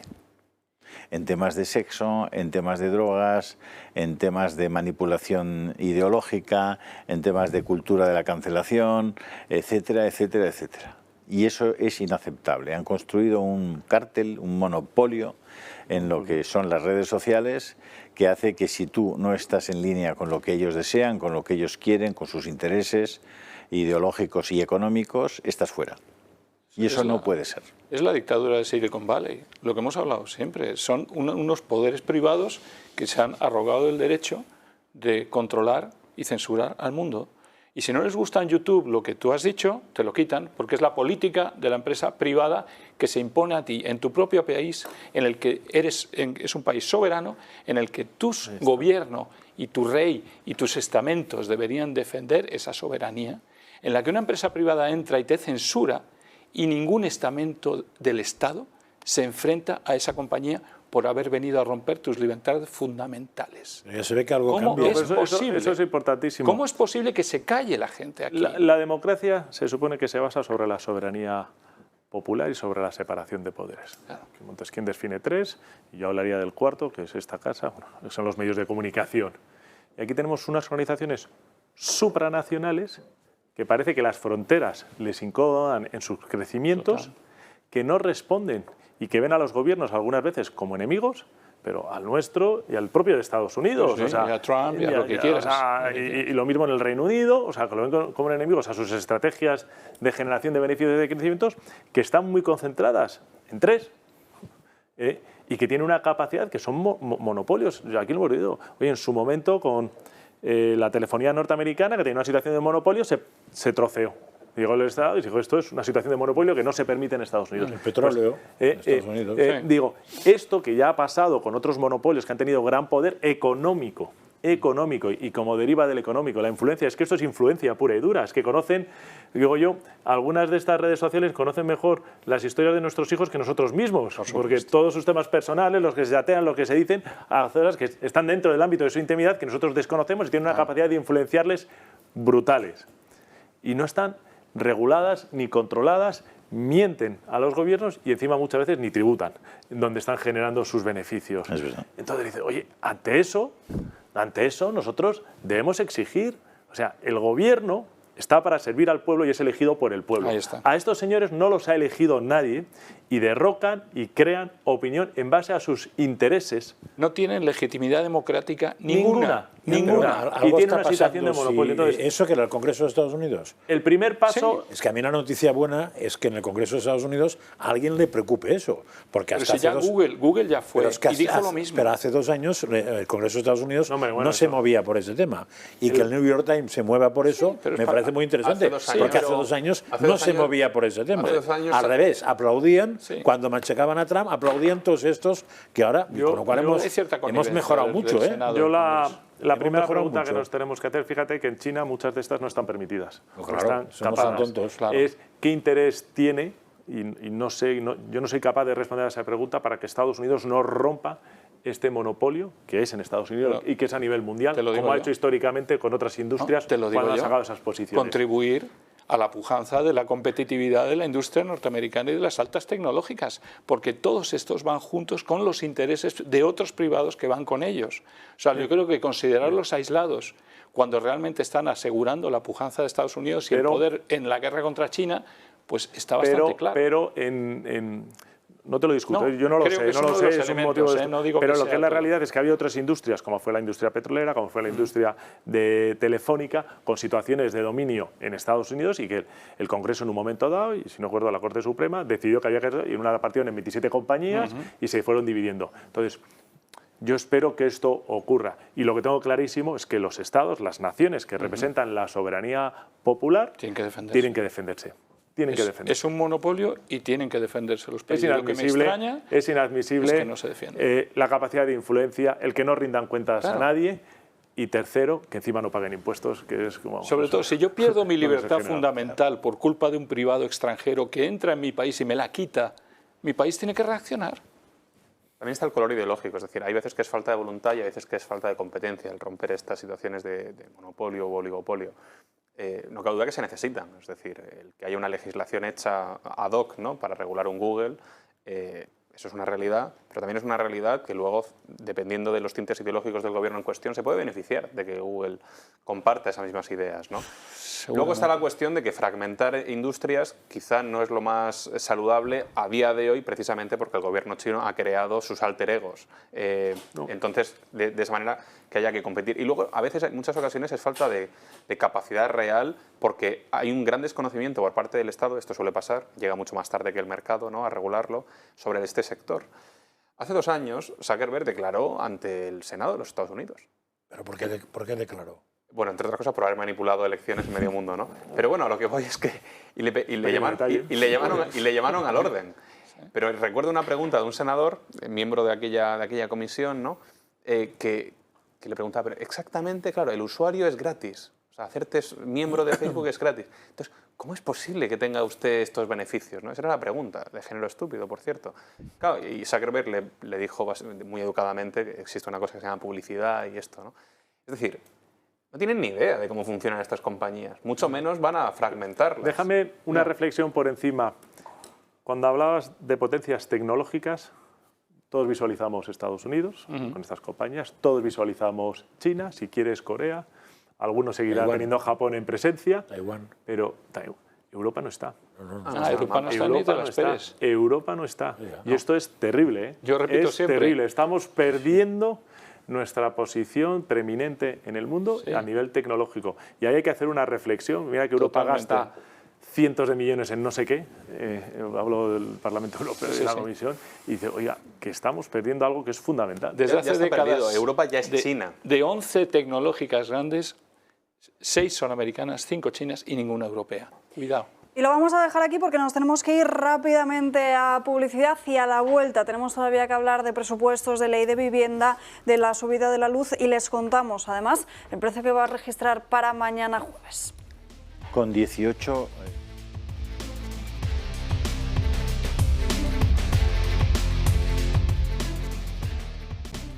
Nunca hemos dicho que las posiciones no estuvieran muy alejadas, ¿eh? Partiendo de esa base. Nosotros lo que siempre hemos dicho, y yo personalmente lo decía, ¿no? Desde que entré a asumir las responsabilidades de este ministerio, pues que estábamos negociando, que todos sabíamos y entendíamos que aprobar esta ley era un compromiso y que por lo tanto era necesario y que estábamos convencidos de que podíamos llegar al final a un acuerdo. Creo que al final cuando uno negocia, pues tiene que asumir, ¿no? Que no es al 100% la ley que uno aprobaría individualmente. Ya lo hemos escuchado, PSOE y Podemos finalmente han llegado a un acuerdo en materia de vivienda para conseguir sacar adelante los presupuestos. Los primeros detalles que vamos conociendo es un bono al alquiler para los más jóvenes y también poner cota al precio del alquiler a los grandes propietarios. Vamos a ver cuáles son las principales líneas. Acuerdo in extremis para cerrar los presupuestos y la futura ley de vivienda. Yolanda Díaz y Pedro Sánchez sellaban el acuerdo minutos antes del Consejo de Ministros y el anuncio pillaba por sorpresa a algunos de los implicados. Me pilla esta noticia en mitad de esta entrevista, habrá que ver a qué se refieren. Yo insisto, hasta la información... Hasta donde usted sabe, ¿no? Hasta donde yo sé, desde luego ese acuerdo no está cerrado en este momento y a esta hora. La confusión viene después de muchos días de tiras y aflojas. El PSOE presionando para cerrar las cuentas y Podemos sin ceder en temas de vivienda. Finalmente han sido los líderes de ambos partidos quienes han desencallado las negociaciones. Sánchez da su brazo a torcer. Parece que finalmente el Partido Socialista ha entrado en razón. Y salva el principal escollo, intervenir los precios del alquiler. Cerrado el acuerdo, la nueva ley de vivienda distinguirá entre grandes propietarios, aquellos con más de 10 viviendas, y pequeños, los que tengan menos de 10. A los primeros se les podrá exigir por ley que bajen los alquileres en las zonas tensionadas y se les retirarán incentivos fiscales.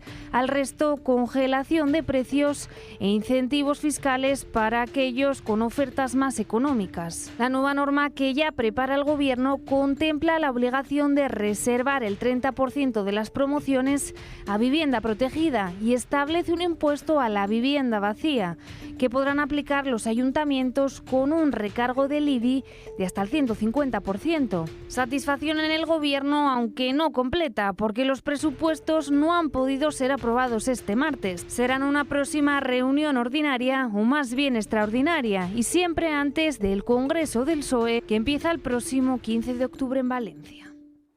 Ese consejo extraordinario será este jueves para aprobar los presupuestos, pero esta ley de vivienda nace ligada a las comunidades autónomas en materia de regular esos precios de los alquileres. El Partido Popular ya ha dicho que en las comunidades en las que gobiernan no lo va a permitir, mientras que desde Vox defienden que esto ataca directamente a la propiedad privada. Bueno, lo que hay es principios y nosotros estamos a favor de la libertad de cada persona de hacer lo que le dé la gana con lo que es suyo, sin que venga el gobierno a decirte qué tienes que hacer con tu piso, que te has ganado toda tu vida trabajando y por tanto no se va a aplicar. Ni en esta parte de decir a cuánto tienes que sacar tu piso en alquiler, ni en la parte de que si lo tienes vacío, te pueden subir el IBI un 150%. Es que es una cosa insólita. ¿Y qué vamos a hacer? Llevarlo al Constitucional. España es especialmente sensible a cualquier medida que se tome sobre el mundo de la propiedad. Eso como preámbulo. Y luego, ¿por qué es esto especialmente grave? Pues porque denota al menos 3 características de nuestros gobernantes. La primera es un profundo desprecio por una parte esencial de todo país libre, que es el derecho a la propiedad privada. Es decir, si uno no respeta el derecho a propiedad privada, como si no respeta la separación de poderes, como si no respeta los resultados electorales, es una democracia inferior a otras donde la propiedad privada es una parte esencial. Y a todo esto se suma, como saben, el precio de la luz, que sigue subiendo y se sitúa en los 228,59 euros megavatio hora. Pero atención, porque para mañana jueves vamos a llegar a los 288 euros de media y atención, habrá picos cercanos a los 320 euros el megavatio hora. Eso de alguna de las cosas... Por 3,5 ya sabes lo que cuesta la electricidad. Ayer lo explicamos. Media de consumo de kilovatios hora en un hogar medio español son 3.500 kilovatios hora. Es decir, tú en tu casa tienes un tanque donde metes un enchufe y le inyectas 3.500 kilovatios hora. Con eso tienes para todo el año. ¿Vale? ¿Qué son 3.500 kilovatios hora? 3,5 megavatios hora. ¿Cuánto vale un megavatio hora hoy? 288 euros. Es decir, a precio de hoy, pero vamos a ponerle ya 300 porque 300 valdrá mañana. A precio de hoy, 300 euros megavatio hora. El coste de electricidad de un hogar medio en España son 1.050 euros o 1.015. Año. 1.015 año. ¿Eso qué significa? Pues 88 euros mes, más o menos. 88 euros mes. Esa es la factura, debería ser la factura media de un hogar de España por comprar electricidad, por comprar megavatios hora, 3,5 al año. ¿Qué pasa? Que no es esa la factura de la luz. La factura de la luz es algo que nada tiene que ver. Multiplica por con 2 eso. aproximadamente, ¿no? Sobre ese precio de megavatio hora que está subiendo por razones que conocemos todos, porque ya sabemos qué está pasando con el gas, qué está pasando con esa entrada del último en el mix, qué está pasando con la hidráulica, con el viento, con las renovables, con el CO2, con un millón de cosas. Resultaría que un españolito medio en su casa pagaría 1.000 euros al año de electricidad, punto pelota. Draghi ayer lo puso en marcha en Italia y dijo, en la factura de la luz, que es un bien básico para vivir, para respirar, en la factura de la luz solo va a estar el precio de la electricidad, el resto lo llevamos a los presupuestos generales del Estado. A ver si aprendemos de aquí. Sí. Pero digo que en esas ayudas, o como sea, movimiento cerca de la vivienda, yo creo que no es del todo nuevo. Hace unos 20 años, en la época de Zapatero, yo me acuerdo que intenté alquilar una vivienda y me dijeron, hombre, por la edad, el que me la iba a alquilar dijo, no me compensa, porque si es joven ya sabe que tiene ventajas. Con lo cual, según a qué edad, no te alquilaban la vivienda, si podían. Y siguiente cosa que pasó enseguida, cuando tú a los jóvenes o a las, no sé, a los que quieras, a los de Tarragona, si alquilan por España les pones 300 euros, el que va a alquilar sube 150 o 200, sabiendo que el otro ya te da de 300. Eso es como ha funcionado siempre que se ha hecho esto. Y no sé más que la experiencia. La ley de la vivienda, que quiere aprobar esto de alquileres, es un verdadero disparate. Yo no sé por qué estos gobiernos se empeñan en aplicar políticas económicas y a legislar en modelos que sabemos que han fracasado. Y eso es una certeza empírica. Fracasó en San Francisco, fracasó en París, fracasó en Berlín. En Cataluña se aprobó hace un año. Y que ha caído, sí, ha caído un 42%, que se dice pronto, la oferta. Se ha reducido porque la gente que alquilar, pues ya no la alquilo. Variaciones en el precio del alquiler cercanas a cero. No es verdad que hay una España, esas casas, esas viviendas vaciadas que existen. No es verdad, el 70% de esas están en la España despoblada. De la gente que mantiene su casa en el pueblo, que se ha ido a centros porque no podían vivir en el entorno rural y han emigrado a centros. Es una verdadera falacia. Inseguridad legal. La inseguridad legal es el daño que hace, que ya nos pasó con las renovables, que ahora nos viene. Si yo no sé para qué va Sánchez a buscar inversores, Si es que él solo los espanta. Claro. Si cada cosa que hace los va espantando a nivel de Real Decreto. Parece que es lo que pasó. Es la disminución de la oferta. La Dice, subida del pero te precio. vas ahí y le dices una cosa y luego dices, pero parece ¿qué que es lo que pasó, ¿no? En algo que es esencial, a diferencia de lo que ocurre, y esto es importantísimo, y Iván lo ha explicado, en otros países, en España, históricamente, y no ocurría antes de la Guerra Civil, después sí, la gente ahorra a través de la vivienda. Completamente. Ahorra a través de la vivienda, no ahorra mayoritariamente a través de fondos de pensiones, no ahorra mayoritariamente a través de otro tipo de vehículos, Ni de acciones. a través de la vivienda. Entonces, tiene gente que tienen las pensiones de viudedad reducidas, que tienen pensiones, pero que tienen una casa, y a lo mejor tenían la casa donde vivían en la ciudad, y vuelven a su casa del pueblo y alquilan la... Dice, ¿y usted por Real Decreto va a atacar la propiedad privada? Bueno, esto es una colectivización de la economía que solo nos lleva a la miseria, a la ruina y a que se pierda la independencia que te da el ser autosuficiente económicamente para poder manejar a los pueblos y que dependan del Estado. ¿Qué es lo que están haciendo estos señores? A todo eso podéis añadir la realidad, por ejemplo, de Madrid, que es la que conozco yo, que es que los alquileres no solamente no han subido, sino que mayoritariamente han bajado. En Madrid, ciudad. ¿Y por qué han bajado? Pues porque no se alquila nada. ¿Y por qué no se alquilan? Por la pandemia, fundamentalmente. Y la segunda cosa, cuando tú vas a alquilar algo, el que te alquila suele mirar más que el precio a quien alquila. Porque la experiencia es que como no mires a quien alquila, tienes un problema. Y entonces, con lo cual, buscan el precio que puedas pagar tú si te quieren alquilar a ti. Que hay problemas de vivienda... estoy de acuerdo, tenemos un problema de vivienda social.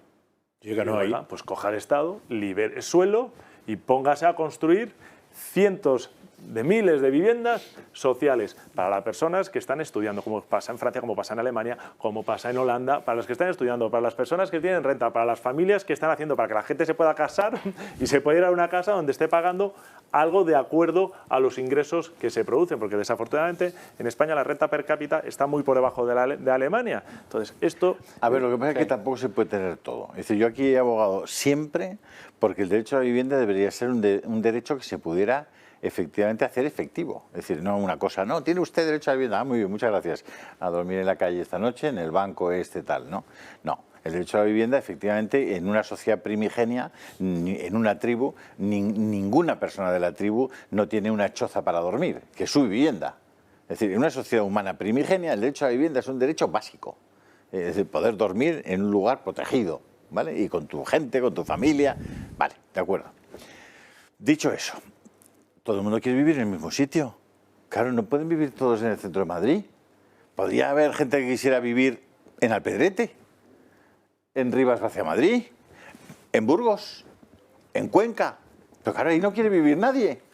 Es decir, es imposible articular una solución para la vivienda que sea razonablemente asequible si, primero, como dice Víctor, mantienes el suelo como un bien que es exclusivamente para uso y disfrute de los ayuntamientos cuando necesitan entradas de dinero vía urbanización de determinados suelos y de determinados solares. Pero claro, vamos también a darle un poquito de movilidad al mercado de trabajo. Vamos a hacer que la gente pueda vivir en sitios donde una vivienda te cuesta 80.000 euros, no 400.000. Eso no lo puedes hacer en el centro de Madrid. Totalmente de acuerdo. Con internet pero fíjate, en toda España y tú miras, facilitas algo. Estamos hablando de Madrid, ¿no? Aunque aquí lo quieren hacer. Madrid coge la almendra de Madrid, salvo ciertas carreteras, la carretera de La Coruña, que tenemos cierta foresta, por decirlo de alguna manera, de bosques y tal. Tú te coges la carretera de Valencia y hay una raya donde se acaba la ciudad y luego tienes descampados y siembras. Dice, oiga, pero esto porque es suelo no urbano y esto sí es suelo urbano. Dice, pues que empiecen aquí a construir. Alguien puso una raya allí. Alguien puso una raya que le debió ir muy bien al ayuntamiento y desafortunadamente recordar las corrupciones que ha habido en todos los ayuntamientos de la Comunidad de Madrid históricas. Dice, oiga, pero empieza a construir. Si hay un problema de vivienda, construye. Yo estoy de acuerdo. O sea, no puede ser que las restricciones que tienen para algo que es básico, para asentar una familia, y yo creo que la familia es anterior al Estado, las restricciones que tenemos, y una de ellas es la vivienda. No solo la vivienda, sino que aquellos que son capaces de comprarse una vivienda se tiran 30 y 35 años para pagar esa vivienda. ¿Cuándo hemos tenido periodos? Años 60, años 70, donde la gente pagaba su casa en 10 y 15 años. Entonces, ¿qué narices hemos hecho? Y os lo digo, políticas económicas de distintos gobiernos reincidentes equivocadas. Y permitirme completar con la falacia de los grandes propietarios. A ver, yo puedo traer aquí a más de 100.000 españoles seguramente, de nivel humilde y clase media, que les ha costado muchísimo ahorrar y que se han comprado pisitos en pueblecitos que valen 15.000 euros, 20.000 euros, y que gracias a 10 pisitos o 11 viven con 1.500 euros al mes. Le puedo traer 100.000. A esas personas que les ha costado eso, le van a subir el IBI o le van a rebajar los alquileres, le van a reducir de 1.500 euros a 1.000 lo que gana, va a estar mucho peor su familia. Están todos esos. Y luego, por otro lado, los pequeños propietarios, es decir, el señor que tiene 3 casas en La Moraleja y una se la ha alquilado a Cristiano Ronaldo o a Messi en Barcelona, a ese señor no le afecta esta ley. Ese sale de rositas. Es decir, que los pequeños propietarios, entre comillas, de grandes mansiones las pueden dejar como están, y los grandes propietarios de clase media y de gente que ha trabajado y ahorrado muchísimo para poder vivir de eso, los van a dejar en la calle.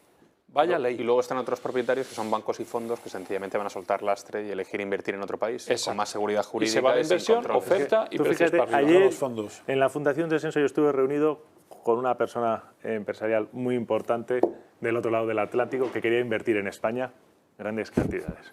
Yo estaba pensando, me dice, oye, tal, terminamos de hablar de temas políticos, me dice, yo estoy pensando, estoy viendo invertido, ¿me podéis dar alguna opinión? Y entonces me preguntó sobre esto y yo le dije, mira, yo le expliqué cómo la propiedad está en manos de pequeños inversores mayoritariamente, que las grandes bolsas de vivienda no están en las manos de los grandes fondos, etc. Bueno, todo lo que hemos hablado ahora mismo, la España despoblada, dónde están realmente las viviendas vacías, tal. Digo, además yo creo que esto el PSOE, Podemos sí, tal, pero el PSOE nunca lo hará porque va contra su votante, porque son las rentas... Oye... Un día después, de ayer a hoy, aguantando en la cara. No sirvo como inversor, como asesor económico para nada. Y a todo esto, el gobierno además está pensando en volver a subir el sueldo a los funcionarios, algo que nos va a costar 3.000 millones de euros en el próximo año 2022. Paula Sacasa. Así es, Alba. Ayer mismo el Gobierno hacía este anuncio sobre el salario de los funcionarios un 2% para 2022. Esta noticia llegaba después de la subida del salario mínimo hasta 965 euros al mes, un aumento que el Gobierno achaca a la recuperación económica que está registrando España tras el impacto de la crisis del coronavirus, siendo que en el mercado laboral aún hay 4 millones de parados. El Ejecutivo pone como objetivo de nuevo una subida más a los funcionarios. Y es que desde que llegó Sánchez al poder en 2018, los trabajadores públicos han registrado una ganancia de poder adquisitivo, ganancia que repercute también en los bolsillos de los políticos. Recordemos que el curso pasado ya llevó a cabo una subida a los funcionarios. Esta fue del 0,9%. Ahora la subida es del 2% y deja una factura a pagar, atención, de 3.000 millones de euros en 2022. Una decisión que dispara el gasto total en nóminas públicas hasta al menos 150.000 millones de euros en un contexto de elevada incertidumbre económica, como todos sabes. Sindicatos y patronales están muy molestos porque el Gobierno hizo de una forma que no fue nada cómoda la mesa de negociación, una mesa a la que Comisión Obrera ya ha dicho que está en contra. Sin embargo, los sindicatos, como era de esperar, le pareció una subida insuficiente. Alba. Gracias, Paula. Bueno, no sé cómo valoráis esa nueva subida del 2%. Que como el salario mínimo dijeron que lo subían 15 al mes y si metemos la inflación de este año se queda en menos 45 al mes, esa es la realidad que no nos cuenta Sánchez. Va a pasar otro tanto con el 2% de los funcionarios. No sé qué nos está hablando de subidas, porque lo que va a haber aquí es pérdida de poder adquisitivo de todas esas personas. Y por otro lado, subirle 2% a los funcionarios y 1,6 al salario mínimo no me parece lo más justo tampoco. Pero en todo caso, subir, no, en este momento. ¿El resto cómo lo valoráis? Que a pesar de que no son subidas o que se pierde el poder adquisitivo, el gasto se dispara. Y el gasto se pero dispara, claro, y la deuda como bien he crece. dicho esta mañana, el exministro Fontanero Bolaños ha dicho que España va como un tiro, luego no hay ningún problema. No sé por qué no suben un 20. Es ironía, ¿eh? La sostenibilidad de nuestra deuda está... Son decisiones políticas, no técnicas. Y por eso está desapareciendo la clase media en este país. Por eso mi generación pues la tiene cruda, No, francamente. Tu generación cobra menos de lo que cobraba yo por hacer el mismo trabajo que hacéis vosotros cuando yo tenía vuestra edad. Eso es una realidad. Oye, vamos a intentar convencer a nuestros, pues nos queda ya muy poquito tiempo. Nos quedan apenas 5 minutos. Vamos a intentar convencerles de que llamen al Club de Amigos y apoyen la continuidad y el crecimiento de esta casa. Vamos a poner el rótulo para el teléfono del Club de Amigos para que todos aquellos que nos estén viendo nos puedan apoyar para poder seguir pues haciendo un programa como este y como los otros que hacemos a lo largo del día, donde les ofrecemos información de calidad, opiniones muy diversas y sobre todo que temas como este que comentábamos antes, como esa violación de una joven en Barcelona por 3 árabes, disculpen, por llevar una simple camiseta de Vox, no se queden en el aire y que ningún otro medio se lo va a contar y seguramente no lo vayan a escuchar en ningún otro sitio o muy pocos. Así que para eso es más necesario que nunca que nos ayuden en ese número de teléfono, una llamada 91 616 24 64. También se pueden dar de alta a través de nuestra página web clubdeamigos.eltorotv.com o escribir un correo electrónico a club@eltorotv.com. Hace tiempo que Josep María Francas no nos echa un cable en esto de pedir que la gente se apunte al Club de Amigos. Probablemente porque estoy más quemado que la pipa un indio, pero vamos... Te lo he hecho yo. Si es te que, lo he hecho yo. Bueno, no, pues ya mañana. El cuarto poder es esencial. La democracia no puede funcionar si no hay un cuarto poder independiente. Y casas que tengan la línea editorial que tiene esta casa, punto pelota. Cierto. Entonces, o la apoyamos y aquellos que no pueden estar en la primera línea, como hemos dado alguno al ámbito político, donde supuestamente en el Congreso de los Diputados representamos la soberanía popular, quieren luchar por defender la democracia y la libertad, para que se defiendan unos valores y un ideario, se busquen que nuestra sociedad sea una sociedad mucho más virtuosa, aquí lo pueden hacer apoyándola económicamente, porque esta casa lleva muchos años dando esa batalla en la primera línea. Es verdad, es libertad y es lucha contra el totalitarismo. Es el ariete contra un enemigo mastótico, contra un Goliat, pero bueno, gracias a Dios venció David y yo estoy convencido que venceremos. Hay mucha gente que se me acerca por la calle para saludar, y que le vemos y tal, digo, a ver un momento, venga para acá. Usted ya es del Club de Amigos y yo creo que deben decir, joder, ¿por qué le habré saludado a este tío? vaya lío me he metido, ¿no? Es que eso pasa en los conciertos, pasa mucho, que la gente te saluda y entonces si preguntas eso, muchos sí, pero otros lo que tienen la sensación de que como es muy poco, da igual. Sí. Pero claro, el muy poco por muchos no da igual. Eso es la gran importancia. O sea, aunque para una persona le parezca muy una chorrada, si es que no viene todo a cuento. Voto cuenta, no viene a cuento. Todo no viene apoyo a cuento. cuenta. Vaya multiplicando porque si todos los que nos ven, eso lo habréis calculado, si todos los que nos ven se hicieran del Club de Amigos... Madre mía. Bueno, llegaríamos hasta Francia probablemente. Sí, y además, lo bonito de saber que estás ayudando en una batalla, que estás comprometido. Dices, oye, yo no puedo estar porque estoy trabajando, porque estoy no sé cuánto, pues estoy aquí ayudando todos los meses, saber que estás apoyando una empresa, estás apoyando una causa, ¿no? Estás apoyando una causa. En este caso a su única embajadora, que es esta empresa. No, y en un poder, además, es que hay un espacio que tenemos que ocupar y que tenemos que ganar, que lo hemos dejado y que ha dominado la izquierda desafortunadamente en este país. No voy a hablar por culpa de qué gobierno, ¿no? Del Partido Popular. Sí. Pero, no lo ha dicho. Pero tenemos que ocupar ese espacio, porque hay millones de españoles donde el mensaje que se transmite desde una formación política no llega desvirtuado y les cuentan las cosas como quieren y están dando el relato cuando no es la verdad y llega un relato, no la verdad de lo que está ocurriendo. Y en esta casa se defiende la verdad, nos guste o no. Muchísimas gracias. Y en Telegram lo vamos a seguir haciendo, vamos a seguir dándoles mucha información. Nos quedan 18 nuevos suscriptores de Telegram para los 43.900, así que con 18 nos damos. El sábado a las 6:30 de la tarde, créanme que lo que va a hacer Vox en IFEMA va a dejar huella. Es muy importante y aquí lo estaremos dando en directo el sábado a las 6:30 de la tarde. Son más de 43. Pues 40. para seguir informados, ya lo saben, el Telegram de Julio Ariza, Rebelión en la Granja y esta tarde la redacción abierta con Xavier Horcajo. Nosotros volvemos mañana a las 12 puntuales con más información aquí en Dando Caña. Que tengan una buena tarde.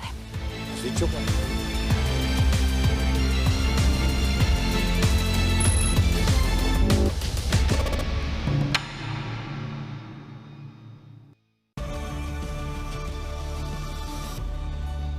Ahora y siempre, muévete en Metro. Metro de Madrid, Comunidad.